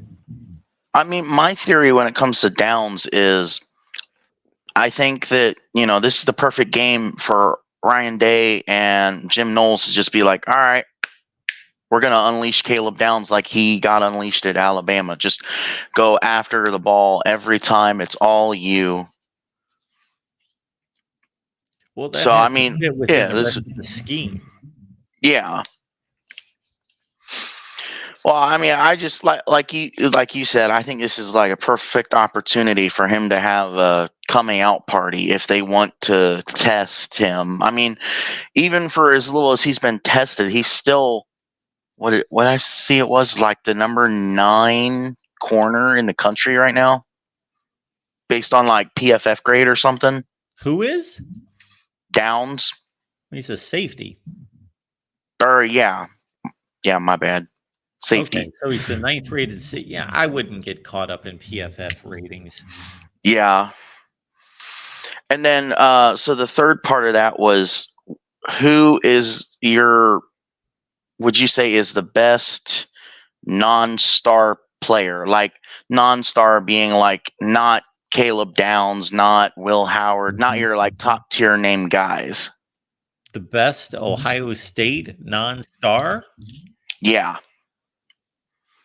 Like I've heard a lot of people go with Sonny Styles. Is Tyleik Williams a star? I mean, he hasn't really played much, so I guess technically no. There's my best Ohio State non-star, Tyleik Williams. That guy will be big in this game if he's healthy and he's right. So, all right. So 2 things left. One is OSU Penn State a possible 1 versus 2? I think it is, because Quinn coming back makes it Texas iffy for me. I think Oklahoma could surprise Texas. Granted, I think Texas may still come out with the win, but I wouldn't be surprised if Oklahoma does surprise them. And who wins the game first, UCLA or Purdue? Okay. So your first point, did that come from a Joel Klatt clip? What, the 1 versus 2 matchup? Yeah. I think it did. I've heard a lot of it lately, especially with a lot riding on if Penn State wins this week. Yeah, I'm just curious because I saw it on a short with Joel Klatt. It probably did, and then I just on my phone I come across a ton of stuff, and I saw this that Ohio State Penn State could be a 1-2, and he gives it a very deductive reasoning. Yeah, I mean it's pretty. That Texas gets knocked off against Georgia, and obviously if Ohio State and Penn State win through, then it's a 1-2. Yeah. My counter is that I know sometimes we have to manufacture things to talk about, but does it really matter if they're 1-2 or 1-3 or 2-3? If they're both undefeated, they're undefeated. And yeah, who cares? Yeah, it's kind of like my point of view with the AP poll up until the playoff rankings come out. It's like, as long as, so many teams are undefeated, then you just look at their record, their strength of schedule, and who they play. Then you just rank them that way. Like, rankings until the playoff rankings come out are pointless. I would agree. So that last one, who wins a game first, UCLA or Purdue? And in theory, how long are we talking? Because I've heard people say it could be 2025 before either team wins a game. Well, I don't know what their schedules are. That's the most important factor there. You have to go week by week and see who's playing whom. But I will say this, UCLA is a better team than Purdue. Mm-hmm. Yeah, I mean, I think, honestly, Purdue gets the win first. I mean, they play Michigan State this year. Michigan State, for all intents and purposes, are not very good. They don't play each other. No, not this They year. don't play each other. I'm just saying that I'm not defending UCLA's season by any stretch, but based on what I've seen and what I know of these two teams, Purdue they're the worst team in the conference, and I don't think it's that close. Yeah. Steve brought it up the other day. Do you think Sharon Moore is in trouble? Do you think he's in a position where, like Steve even said, it could be a possibility that Michigan moves on from Sharon after one season? Okay, so what I said a few weeks ago after, and I may have said this on Michigan podcast, what my thought is concerning Sharon Moore's performance is this guy has no track record prior to this season. This is not like you just hired Matt Campbell or PJ Fleck and they're having a disappointing season, but you know that they know how to run a football program. This guy is a complete unknown as a head coach. So my thought process is, number one, I'm on record as saying I would not have hired Sharon Moore to begin with. Number two, I didn't say that he was going to fail, so I'm not going to sit here and make stuff up and say that I predicted he was going to fail. I said I had no idea. Just I wouldn't have hired him. I would have hired a proven head coach. But because of that, I would not give him the leeway that I would give a proven head coach to have a down season. I would rate him against what the Michigan standard is. And right now it's not looking good. And if this continues, I would fire him and say, you got your chance. You had a similar coaching staff to what we've had. You have generally, outside of a few positions that have obviously moved on to the NFL, some semblance of the same team. And, you've been in this system and you're not cutting it.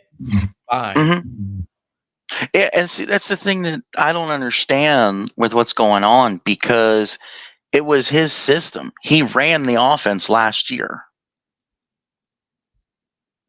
Like Steve said, it's his part of what he was before he became the head coach. Now, me personally, I just looked at what they lost and their schedule this year, and I was like, okay, that's roughly, maybe they can tweak a few and get a win here and a win there that they probably shouldn't or may not necessarily should. But coming into the year, I thought, okay, Michigan's probably 5-7, 6-6 as their floor. I could see them 8-4, 9-3, maybe as their ceiling. But I mean, at this rate, my floor is gonna be right. Well, they're what, 4-2 right now? Yeah. Okay. Well, I mean, anything's possible at this point. Yeah. They have the worst quarterbacking situation in the conference. they botched that, and none of us really know if he completely botched that or the organization put him in a bad place. But I know that Washington, think of it this way, Washington went to the national championship game as well. So they weren't in the market for a quarterback until the same time Michigan should have been, and they went out and got Will Rogers. So Michigan could have done something similar, and they should have. I mean, it's like, and I didn't even think about it till again I heard Steve say it, but it's like where Sharon is right now, it's like being born on third base and getting picked off trying to go home. I mean, Michigan fans need to just focus on their program and leave Ryan Day alone at this point.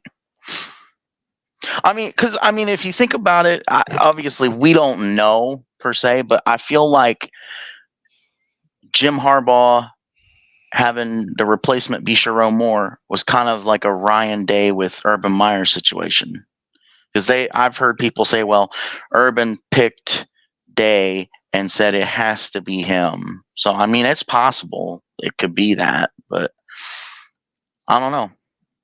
Well, it seems to be that way, that both of those coaches, Day and Moore, had the blessing and the reference from the previous head coach. Yeah, I think that's pretty well known. Yeah. Well, all right, Mark. Thanks for the call. Glad you're safe. I know most of the people in here probably subscribed and everything, but hey, don't forget to subscribe to the channel. Go follow all the Twitter, Instagram, everything in the description. And yeah, come back again and enjoy the show. Thanks, Buckeye Mike. Appreciate it. Yep. All right, let's keep it rolling here at the Voice of College Football, and the Amazon links in the description section of all the videos. When you shop on Amazon, please use the link that we provide. Amazon's worth $2 trillion. For every dollar you spend at Amazon, you're going to send us 3 cents, 4 cents, 5 cents, something like that. You might as well send us a few cents. Make sense? Okay. Sean, what's going on tonight? Hey, Mark, how's it going? I'm good. How are you? Good. I heard you talking with Michael about that quantifying that trap game phenomenon. Yes. Like that would be interesting. I don't even know if it would take that much intensive work here. I might have some ideas to pitch on a video or something that you could produce something on this. Yeah, you just have to define what one is, which exactly is obviously we know what a trap game. It's when a good team is playing. So you can't.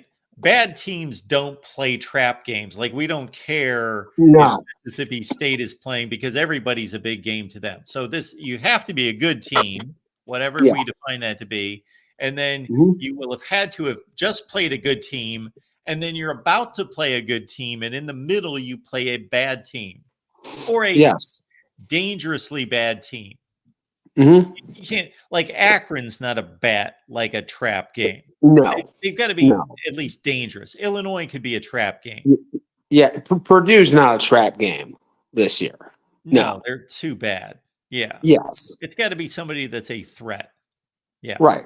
And I generally define like trap. A lot of teams that provide trap games are kind of what I call high variance teams. Like they can lose to really bad teams. They can have like really low performances. Like Vandy lost to Georgia State this year. Yeah. I almost don't even know if Vandy counts as a trap game, to be honest. They might almost have been like two. Oh, so you don't think a trap game has to be between two good teams on the schedule? Well, I mean, like, I would like. I think a lot of times a trap game can just be like immediately after a really tough game, a really high profile game. It doesn't even necessarily like you don't necessarily even need to have another game coming up. Or it could be preceding one. It could be that, and this would be the interesting thing to uncover. There is, I generally find that teams have let down games more than they have after a big game, more than they have them before.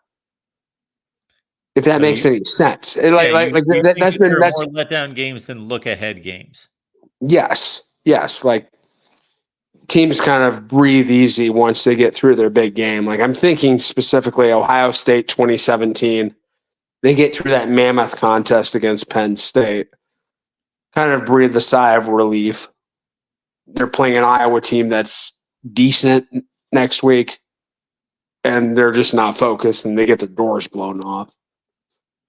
You know, that seems to happen more because usually, like when you've got a big game coming up, I mean, this is just anecdotally. This is just, my intuitive experience watching football. If you've got a big game coming up, you're more focused than if you just played a big game.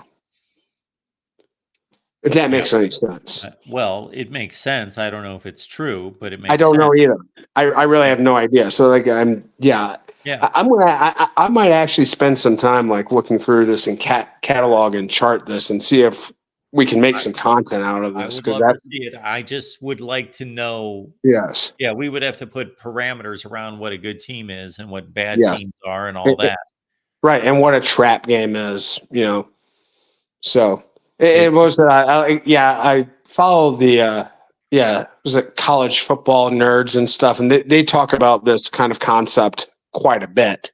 Yeah, and they say basically like elite teams almost never lose to anybody that's outside of the top 50. Like it's very rare. Okay, well that's taking quite a ways down the list. Yeah. I mean, but they said basically like Vandy's not a top 50 team this week, and by their quantifications, this was the first time it had happened since 2011, since when Oklahoma State lost to Iowa State. Okay. So, yeah, that's what I was saying. Like, I don't even know if Vandy even like technically counts as a trap game if you set the parameters right. Like, that's just like a complete fluke loss that Bama had last week. So that's like I would like to have home field advantage accurately tracked. Right. How much is it really a home field advantage? Mm-hmm. Well, I mean, Vegas basically adjusts the line, I guess, in the direction of about 6 points there. So if it's an even game, if it's two even teams, then whoever the home team is going to have like a 3-point edge in that game, as far as I understand it. So well, that's what I understand as well. Yeah. I don't know if Vegas nuances that to what home field we're talking about. Are we talking about playing at Kansas? Or are we talking about playing in Death Valley? I mean, I don't know. I mean, I imagine they assign some sort of like home field score to each program, and there's probably a way they can figure that out. But all right, so on to this week, and right here, lots of big games. One game like I haven't heard almost anyone talk about at all this week, and it's a top 15 matchup, is the Ole Miss LSU game. Yeah, this week it's just it seems like it's completely being slept on.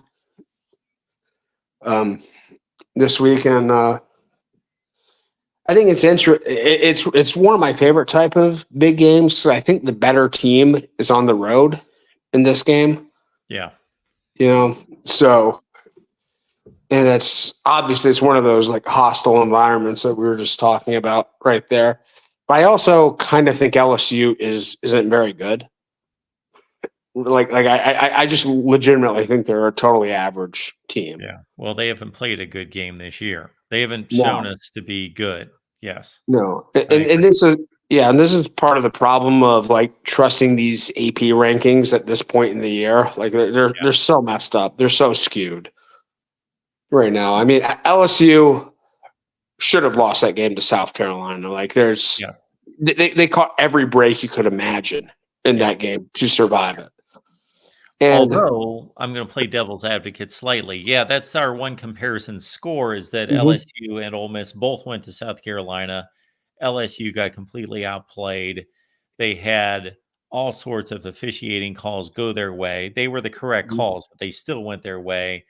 And they came back from 17-0, and South Carolina missed a field goal, or the game would have gone into overtime, as opposed to Ole Miss went out there last weekend and blew their doors off 27-3. Completely controlled the game. The game was over. It was 14-0 before you could blink, and the game was over. On the other hand, Ole Miss has really only played one other decent opponent, and they lost. LSU has been a little bit more battle tested in that they played USC and South Carolina, and they won one of the two games, and they lost the other game on virtually the last play of the game. Versus Ole Miss losing to Kentucky. I don't know. In quality opponent games, it's a little closer. Yes, but I mean, LSU also had almost all the issues that I saw they had last year. They haven't fixed them to the degree that I think you can deem sufficient at all. You're seeing was it like Nichols State played them, and I think they averaged something like 8 yards a pass attempt in that game. It was, I mean, they gave up 21 points by the middle of the third quarter against Nichols State. They gave up 33 to a South Carolina offense that hasn't been good at all this year. This is still not a very good defensive football team, and they're not anywhere close to as explosive offensively as they were last year. I don't see a top 15 team here. I mean, to me, if this game is close and competitive, I think that's more of an indictment on Ole Miss than it is saying anything positive about LSU going. I think we've seen enough of LSU to know that this is not an elite team. This is not a team that a team that has playoff aspirations should be deeply competitive with. I agree. Yeah. Yep. Absolutely. And I know we've talked about like the Oregon and Ohio State game is being talked to death, and I know we've got a million Buckeyes in this channel that have weighed in, but I'm looking at this game, and I really don't think these two teams are similarly talented. I don't think they're really similarly on the same level, but I really expect this game to be super tough and really competitive. I think Ohio State's got better players across the board. They're a more experienced team, probably better coached across the board. But this sort of big game environment and you know, the travel is a factor. There's just a lot of factors working in Oregon's favor for this game. So I expect this to be an extremely tight competitive game. And if it's not, then this Ohio State team is just kind of a machine. Yeah, so I tend to agree with you. I until proven otherwise, I think Ohio State's decidedly the better team. That doesn't mean that they're 21 points better or anything like that, but I think that they're decidedly the better team. But with, again, every game being different and it being at Autzen Stadium with the travel, as you mentioned, that tightens things up. And we could be sitting here tomorrow night and I could still feel that Ohio State's probably better and they just lost. Now, if Oregon wins this game by 2 touchdowns, then I'll reconsider. Or if they win solidly, even a 1-score game, I'll think possibly differently. But yeah, as of right now, Ohio State and whoever else is the class of the nation. Texas, maybe. Yeah, And I guess Texas, Texas, but who have they played? right. And yeah, Texas, it's kind of weird. They've gotten a lot of mileage out of that Michigan domination, even though Michigan has revealed itself to not be a great team this year. And like I said, I was arguing with people last week. Ohio State has a better win than Texas does.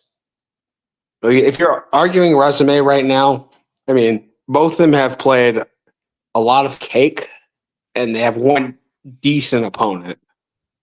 I think Ohio State's was better. It's arguable. They're very close. Yeah. But I mean, Texas in the AP poll or in all the polls this week, like Texas is the decided number one. Like they're getting like 80 to 90% of the first place votes for this. And that's why I have Ohio State number one. Yeah. And when I got challenged, it was like, well, the Iowa and Michigan games are comparable. Yep. And Ohio State beat Michigan State as well. Mm-hmm. Yeah. And like, I mean, Texas, I mean, they played 3 absolute cream puffs in the non-conference, and then they kind of struggled with the worst team in the SEC. So, but it certainly doesn't matter. Definitely at this point in the season, whoever wins this Ohio State Oregon game, I'm almost positive will be number one in the AP poll, and then probably if Texas beats Georgia the next week, they'll reclaim that top spot. So,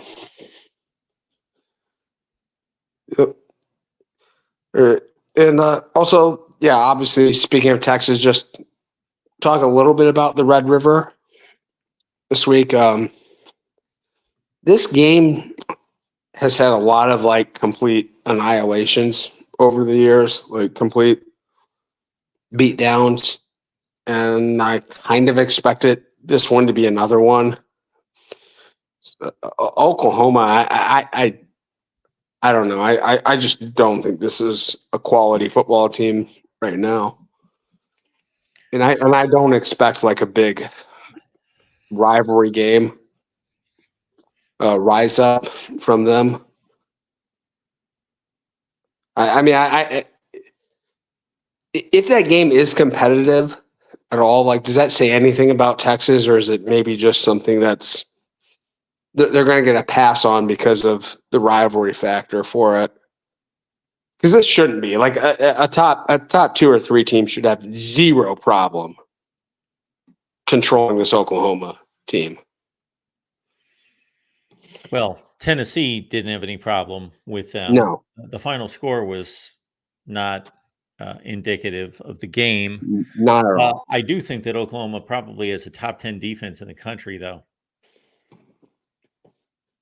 Relatively. I mean, their defense is quite good. Their offense is not good. I mean, true. It'll be interesting. Texas will have gone through half the season. They'll have played Michigan and Oklahoma. And even if they dominate Oklahoma's offense tomorrow, we'll still not have any real idea of how good Texas' defense is. Yeah. Because they probably won't have played a single offense that's in the top half of the country after tomorrow.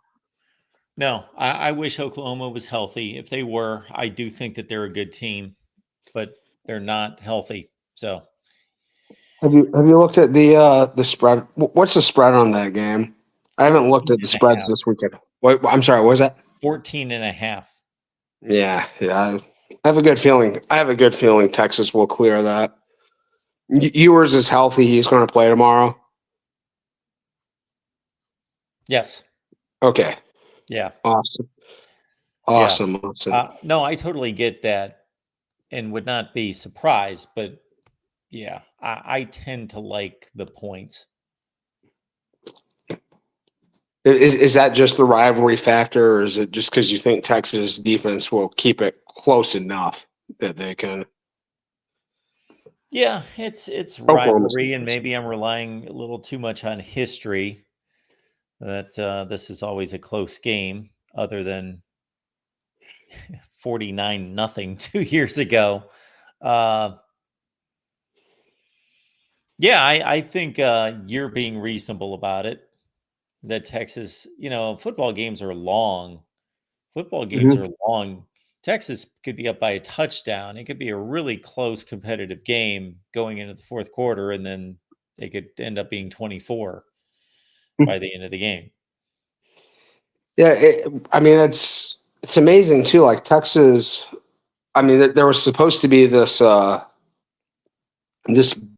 big increase in the quality of the schedule, increase of the difficulty of the grind for Texas, jumping to the SEC. But I mean, even after tomorrow, I'm not sure they'll have played anybody any good.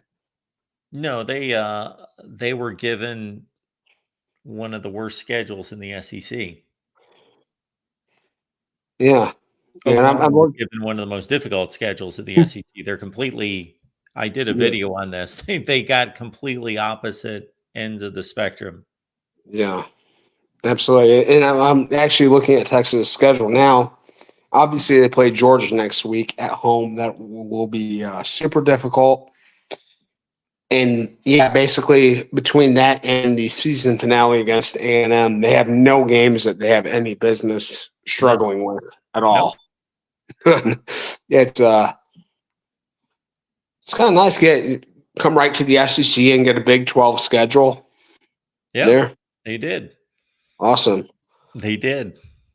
Awesome. Well, Yeah. Mark, before I go, I want to echo everyone's sentiments and say I'm very, very happy you got out of the storm in one piece, Thank and you. hopefully you didn't.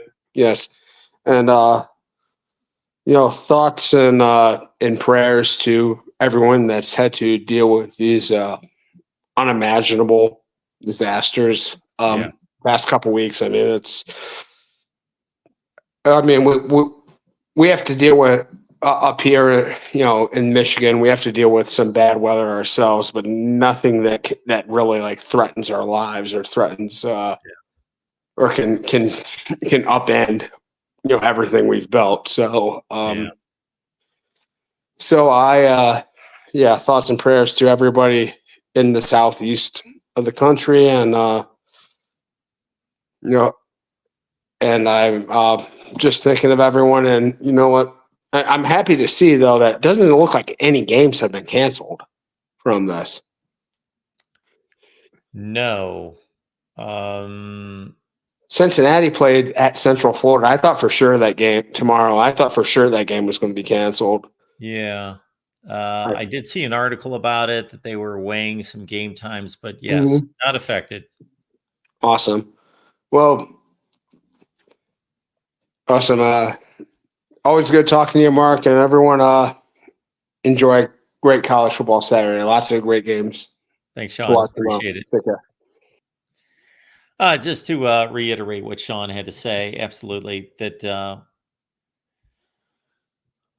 our thoughts and prayers go out to a lot of people out there that have been devastated, whether that be personally within their family with injuries, or the death toll is wherever it is at this point.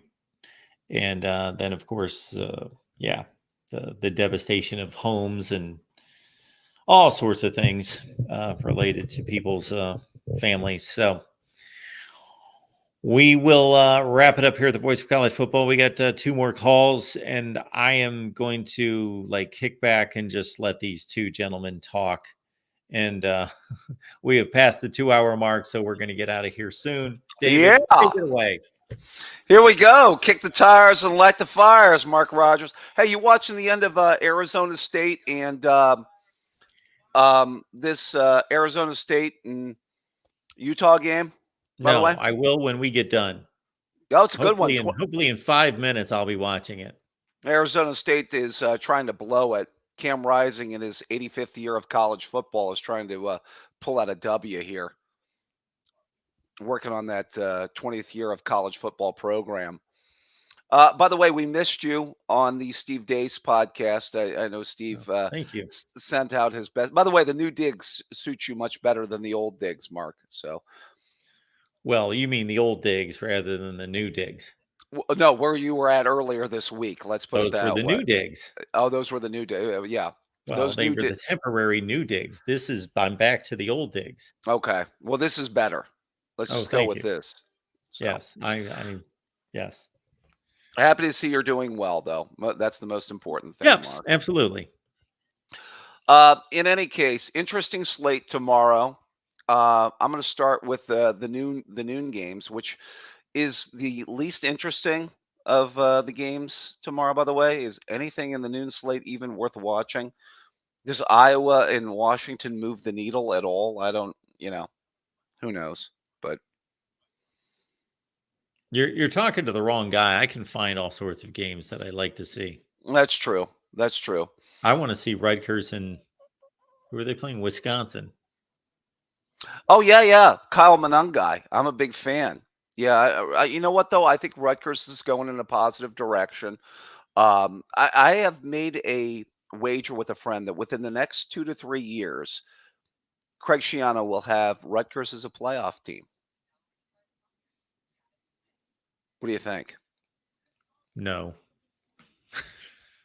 I could That's see what I them think. slipping in, Mark. I could see Schiano having Rutgers. They catch one of those years where the schedule lines up. The They schedule lines up this year. If they Well, don't do it this year, they're not doing it. They could get to 10-2 this year. They They could have the sneak in. easiest schedule in the conference, and it's not even Well, close. That's what I'm saying, though. They get to 10-2 this year. They become borderline. Think about the Big Ten after like the top 3 teams in the Big Ten. You're telling me that Rutgers, who scored a touchdown at Nebraska last week, is going to be able to go through this rest of the season without only losing one game? That's going to be tough. Yes. Yeah. Yeah. They're not going to any playoffs. I said within the next 2 or 3 years. So I'm banking that Schiano's going to up the recruiting within the next 2 or 3 years, Mark. That's what I'm saying. That Schiano will build off this 9-3 season to get some of that New Jersey talent to come up in there. And, eventually there'll be a playoff team within. I hope you're right, actually. By the way, good talent base in New Jersey, by the way. So he's Sure. got some talent up there on the East Coast that he can mine from. So, but I will say this. I do think that the most interesting games are in the 3:30 slate, obviously. I did want to talk about Ole Miss and LSU. I will say this. I looked at the over in that game of 62, the Nussmeier Jackson Dart shootout, which could be a real possibility in that game. You know what? I listened to my former Buckeye guy before you. I think LSU is mediocre, but I still think their offense is fun to watch. It's not as good as it was last year. Although when you think about that offense right now in the NFL and how it's transferred over with Thomas and Neighbors and Daniels and what these guys are doing right now, you think if that team had any defense last year, how good would have LSU been, last year? Oh, sure. You know what I mean? If they'd have just played a speck of defense last year with that offense. Yeah, we were talking to our buddy Matt Moscona from ESPN Radio when they played a few different times this year when they played USC and somebody else. And I said, Matt, if they had last year's offense and if last year's offense would have had any LSU defense over the last 20 years, except last year's defense, any other year. Yeah. I mean, but you think about it, this year, they're still a really good offensive team. Now, I get it. They're not on the level that they were a year ago. But I will say that was one of the picks I was looking at tomorrow was the over of 62 in LSU Ole Miss. Because I could see that game definitely being 38-35. That game reeks of 38-35, by the way. It seems to, but LSU scored a 23-20 game against USC. What was the South Carolina game? That was like that was in the 30s. That was 36-33, 33-30. Yeah, whatever it was. Maybe 34-31. Was it 34-31? Something like that. Okay. It was in the low 30s. Ole Miss 27-3 last week. Yeah, but Ole Miss is still scoring though. That's what I'm saying though. Scored If you look at 27 against South Carolina. Yeah, but if you look at Dart and Nussmeier's numbers, there's a lot of 350, 370, 285, 265. Both of those quarterbacks are throwing the ball pretty well right now, Mark. Okay. Pull up their game logs. They're Make pretty your solid. play. I'm sticking it in. 62 over tomorrow, Ole Miss. I don't know if Steve Merrill was buying that pick, but I'm buying it. Over in the Ole Miss LSU game. I'll eat my crow afterwards, by the way, if that game doesn't go over. But I can see Dart and Nussmeier. You're going to have to get to like 34-31. Forget Elway and Montana on Monday night in 94. Go with Nussmeier and Dart tomorrow in the We'll Ole be Miss talking LSU about this game, yes, in 30 years. But I will say that, by the way, are we going to bury the grave for Lincoln Riley tomorrow if Penn State puts the beat down on USC? What are we burying? Are we burying Lincoln Riley if Penn State puts a beat down on USC? We're burying the thought that that these Pac-12 teams were as good as the Big Ten last year. And see, I was thinking about that game, and I was thinking that Penn State could beat them down, but I just don't see Penn State beating them down. I think Penn State wins in kind of a Penn State kind of way. Yep. I think they win their 27-17 kind of game. That's, 24-14 kind of game where they run the ball. Drew Aller completes some short passes, and their defense does the rest. And the USC offensive line gets totally exposed as it's wont to do. Yeah, that's why I said a few minutes ago that I'm going to wrestle with that 5-point spread. I actually think that's low, though. I think Penn State can cover that. I think they can cover the 5. I'm leaning towards that direction. I think they'll win that game by at least 10 is my early feel. Don't know if I'll bet it, but that's just a gut feeling. Okay. I might like other stuff better. I do think that, as I look a little bit more at the 3:30 slate, by the way, interesting that they're doing Red River at 3:30 and not the classic noon showdown that it usually is, by the way. Yes. They did play at 3:30 a few years ago. They've done that a few times now. Okay. Yeah, they're getting away from that. I'm interested to see Quinn Ewers coming back off injury, a little bit of rust there. By the way, I saw the line at 15.5. You've got it at what, 14.5 last time you checked? Yes. Yeah, I think that you could see a little bit of rust on Ewers. First of all, I thought Oklahoma was fraudulent to start the season. I was not surprised at all that Tennessee handled them and handled them easily earlier in the year. Yeah. I just think that I don't think that's accurate. I just think that they've been decimated by injuries. I think that they have more injuries than any team in the nation. All right. I don't even think it's close. All That's right, me. Okay. All right. I don't think you can lose 5 wide receivers and 2 offensive linemen, and anybody's going to be that good. Okay, maybe I'm discounting the injuries, Mark, but they've already switched quarterbacks, and this does not look like your older brother's Oklahoma offense. I'll tell you that much. Oh, not at all. That's where I was going with my statement. But again, the guy that caught the game-winning touchdown pass against Auburn hasn't caught a pass for 3 years. Yeah, I just don't see, and maybe injuries have caused it, the skill, the quarterback play, even offensive line play that I'm used to Oklahoma teams, I don't know, for about 10 to 15 years that I'm used to seeing. That's all I'm saying. And I don't think that's a reach, by the way. Well, I don't think it's a reach because they're not playing with their team. I don't know who's playing with their 6th, 7th, and 8th wide receivers that's doing much. Okay, you don't think they would have made the switch at quarterback if they were healthier at wide receiver? Is that what you're saying, Mark? I think that Jackson Arnold has not played well, but I don't know who loses 2 offensive linemen starting in week 1 and then loses 5 wide receivers and is playing well on offense. Okay. The Arnold that I saw was shaky to begin with, but okay. Yeah. Well, when did you? I'm guessing that you saw him for the first time against Tennessee, and they had already lost 4 wide Right. receivers. Yeah, and then I watched the game after that against Auburn too, and you're right, they were depleted. I get And where he you're didn't going. play in that game. Right. Well, they'd already made the change. They changed Yeah. quarterbacks during the Tennessee game, Sure. and yeah, I mean the quarterback can scramble, he can move, he's got good legs, but well, the only thing that I'm doubting about that game tomorrow is that if yours is a little bit rusty and doesn't look accurate throwing the football, that game ends up being a little bit closer than it should be. That's my only thing about that game. That's why 15.5 seems high.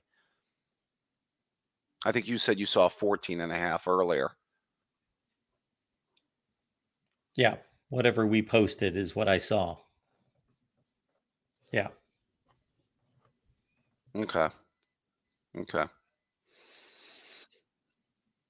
I will say this, by the way, we missed you on the Days program this week. He was putting up his 5 or 6 points on why Sharon Moore might not keep his job, by the way. Yeah. Well, I think it comes down to 1 point. The dreaded Steve Dace bullet points. What? He's in over his head? He's not ready for the job. He's losing too many games. You lose games, you don't keep your job. Oh, that's the way it works. Yeah. I mean, I think I will say this. You know what? Let somebody else take over the dumpster fire that is their program. Let somebody else take over the program once they get the sanctions and the bowl ban and all of that and deal with that garbage, because the guy is in over his head. That's all I've got to say. He's in over his head. If we take out about 5 Michigan football seasons since the end of the Bo Schembechler era, right? Is this team program a national championship contender on a regular basis? No. So maybe this is what Michigan football is. I've been saying it for a while. I always thought the M stand for mediocrity, Mark, but all of a sudden 2 or 3 years pop up and it becomes your largest fan base. So, I mean, you tell me how things work. I don't get it, but, you got 1997. Right. You've got 06. And you got the last 3 years. And they had some good seasons in there. Sure. Right. Harbaugh had some decent seasons, but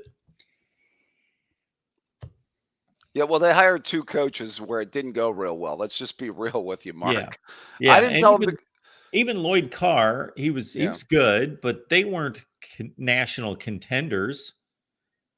Yeah, well, I will say this about the Rich Rod hire. By the way, a lot of people wanted Rich Rod at that time, to be fair to them. Wasn't Alabama set to hire Rich Rod at that time, by the way, Mark? Yes. I thought Alabama was actually set to hire Rich Rod before he went there, if I'm not mistaken. Oh yeah, that was the off season of a lot of possible moves that would have just altered college football immensely. Of course, Les Miles could have been the head coach at Michigan. That's right. Yeah. After he won the national title, you think that, although that'd have been an interesting decision to make that move after, he struck gold that year. Although 07 is still the craziest year in the history of college football. Mark Rogers, who's a pro chaos year, that had to be his favorite year of college football, by the way. Loved it. You had to love 2007. Well, to see Ohio State go from 7-1 without playing a game was beautiful. Well, I mean, think about that. Everybody lost that year. I mean, when was the last time? The only time in my lifetime I've seen a 2-loss national champion. Mm-hmm. So, I mean, that says a lot, by the way. We will see one soon again at some point. Oh, is that something that you're banking on? We will eventually. Well, in a 12-team playoff, I can see your point. Yeah, I can see your point. 4-team playoff BCS year is a little bit tougher, but 12-team playoff, I think you could have a very good point there. I'm going to say in the next 10 years, we'll see a 2-loss national champion. Wow, we'll see a 2-loss national champion. Okay. I wouldn't be shocked. Hey, I was making the prediction a few weeks ago that we could see a 2-loss SEC champion, by the way. Although I think that's a bit of a stretch this year. I think the SEC champion will probably have 1 loss. Well, you got to figure there have already been 3 games involving contending teams in the SEC, or what we expect to be contending teams, that have already been double-digit upset losses. Mm-hmm. Right. I just felt that this was a year where it was going to cannibalize itself because of the competition in the conference, because I didn't think that, let's say, the gaps between the teams are as great as the gaps have maybe been in the SEC in the past. I don't know what your overall feelings are on that one, Mark. Yeah, I think that Georgia, Alabama, and Texas are still the three best teams. Okay. And that there's a gap. And then I like Tennessee and Ole Miss. Okay, so that would be your 4 and your 5. Yes. And then what your 6, 7, and 8 would be what, like a LSU, and then maybe I'd go A&M first A&M. in Okay. that tier, and LSU, and nobody else really. I can't. Maybe I'm missing somebody. But at LSU, if LSU popped up and beat Alabama, I don't know if I would be overly shocked. And I know you could say I've got the Vanderbilt thoughts in my head here, but I I don't know. wouldn't either. I wouldn't Yeah. be surprised. Oh, No, not Yeah. at all. I wouldn't be either. It's different in the Big Ten, where that middle section Right. of 10 teams can all win against each other, and that doesn't surprise me. But if one of them jumps up and beats Ohio State or Oregon, I'd be somewhat surprised. Not surprised. That might be a little bit of an overstatement, but I would not be expecting it. Well, does this go back to your analogy between the two conferences, the top to bottom argument, and like the middle and lower parts of the conference being that much stronger in the SEC compared Yes. to the Big Ten? Yeah. Okay. Yeah, I think where I was going with that maybe actually kind of crystallizes your argument and what you've been saying. So I was making I Mark Rogers' appreciate that, argument David. for you. Yes, I was making Mark Rogers' argument for him right there, ladies and gentlemen. So, all right, let's get to the game, Mark. I want to talk about Oregon, Ohio State for obvious reasons. I actually think this game. I've seen some Buckeye fans get a little bit out of control with their predictions. I've seen some like 41-10 predictions and some crazy blowout predictions. By the way, historical purposes, can I say something about this game? Ohio State has won 2 national titles by beating Oregon. Did you know that, Mark? 2 national championships. One, of course. Are you going to basketball for that? No, reference? Mark. Woody Oh. Hayes' second national title was won in 1957 by beating Sure. Oregon in the Rose Bowl. They beat Oregon in the Rose Bowl? You can check that. 10-7. I did. Yeah, I guess they did. I thought that was Cal. All right. Yeah. So All right. Pick off your points here, David. All right. Well, we're running on fumes. All right. And we Well, got no. another caller. Like, I'm sorry. I'll wrap it up quick. Well, Okay. you're a historical guy, so I thought you would Yeah, appreciate that, Mark. Yeah, I know it's getting greatly appreciate it. I Okay. know, it's getting late. I hear you, Mark. All right, so let me give you just a quick breakdown. I think Oregon will play well early in this game. I think they're going to feed off the crowd, feed off emotion. I would not be surprised if they have a lead at halftime. I think Gabriel and their receivers will do what Oregon does. They'll spread out Ohio State. They'll try and get the receivers in space, throw the short passes. The key to playing Oregon football ever since Chip Kelly's been there, I should say, is tackling in space. The one thing about Ohio State I wonder about from time to time is the consistency of the pass rush. I do think Oregon's offensive line isn't bad, and I think they'll hold up pretty well in pass pro. I don't know if you have a thought on that, Mark, but I think that Ohio State's pass rush will somewhat be negated in this football game. I think Gabriel will have fairly clean pockets to throw the football, unless Knowles comes up with some crazy blitzes. I don't have any thoughts until noon tomorrow. It's Okay. all you, David. All right. Well, I'll take the rest from here, Mark. That's what I expect from an offensive perspective. I do think Ohio State will shut down the run. I think if Oregon's going to move the ball, it's going to be with Gabriel throwing the football. bottom line, I think the difference in this game is balance. I think Ohio State will be more balanced than Oregon. I think that'll show in the second half of this football game. I think the running game will take over, i.e., I think Junkins and Henderson will take over in the second half of this game. I think Howard will hit enough throws to keep the Oregon defense honest. I think Ohio State pulls away in the fourth and wins 35-24. There we go. Thank you, David. A pleasure, Mark. We'll get together again and do this. We're going to do late night tomorrow and then Sunday morning, right? Absolutely. All right, Mark. You take care of yourself. Thanks, David. Appreciate it. All right, let's go to our final call. Jeffrey, we'll give you 1 minute. You can say whatever you want for 1 minute. I'm sorry coming on so late, Mark. That's I can tell you need your sleep. I can tell. And I will say that on quick thought on this game tonight, Cam Rising was not ready to play. He was not ready. He played terrible, 3 picks. And, I mean, my thing is I didn't think he was ever coming back. I really didn't. I didn't think he was even coming back this season. But he did, but he's not ready. And that's why Utah lost this game. They might have lost anyway.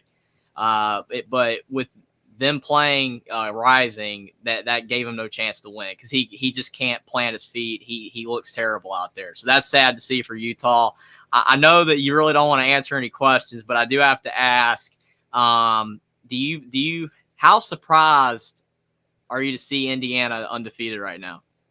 How surprised? Mildly surprised. I mean, it is their first time being 6-0 since 1967. So yeah. Who's the best team they've played? Maryland? Northwestern. Maryland. There you go. UCLA. Those are bad teams. Don't get me wrong. They're horrible, but they're 6-0 for the first time in 57 years.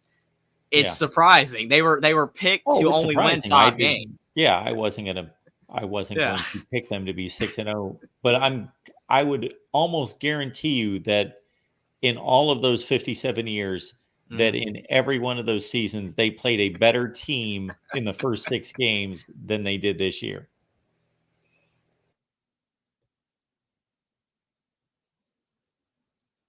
Oh, that's true. I get it. Oh, there he is.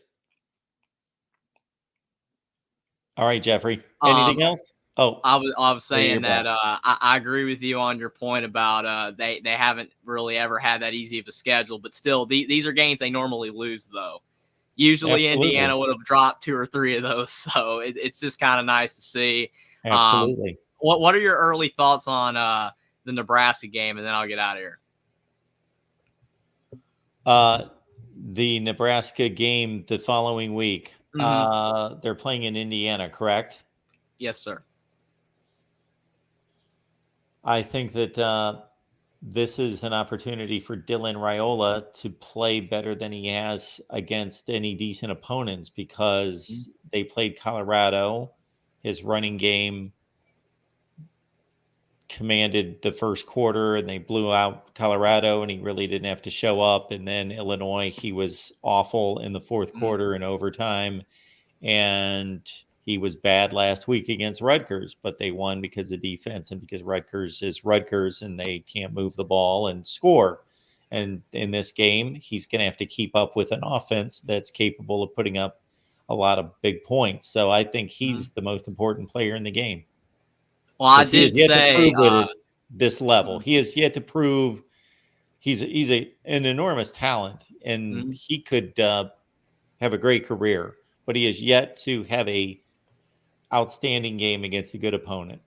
Absolutely. I did say that on Indiana at the Voice of College Football. Very nice. I talked about that. I said that early thoughts, I'm not predicting it yet, but if Indiana can win that game, you got to pressure Dylan Raiola. You got to pressure him. You got to make the young freshman play like a young freshman, and then they'll have a shot, in my opinion. So definitely very excited for that game. But this week, I'm just excited that Indiana's undefeated.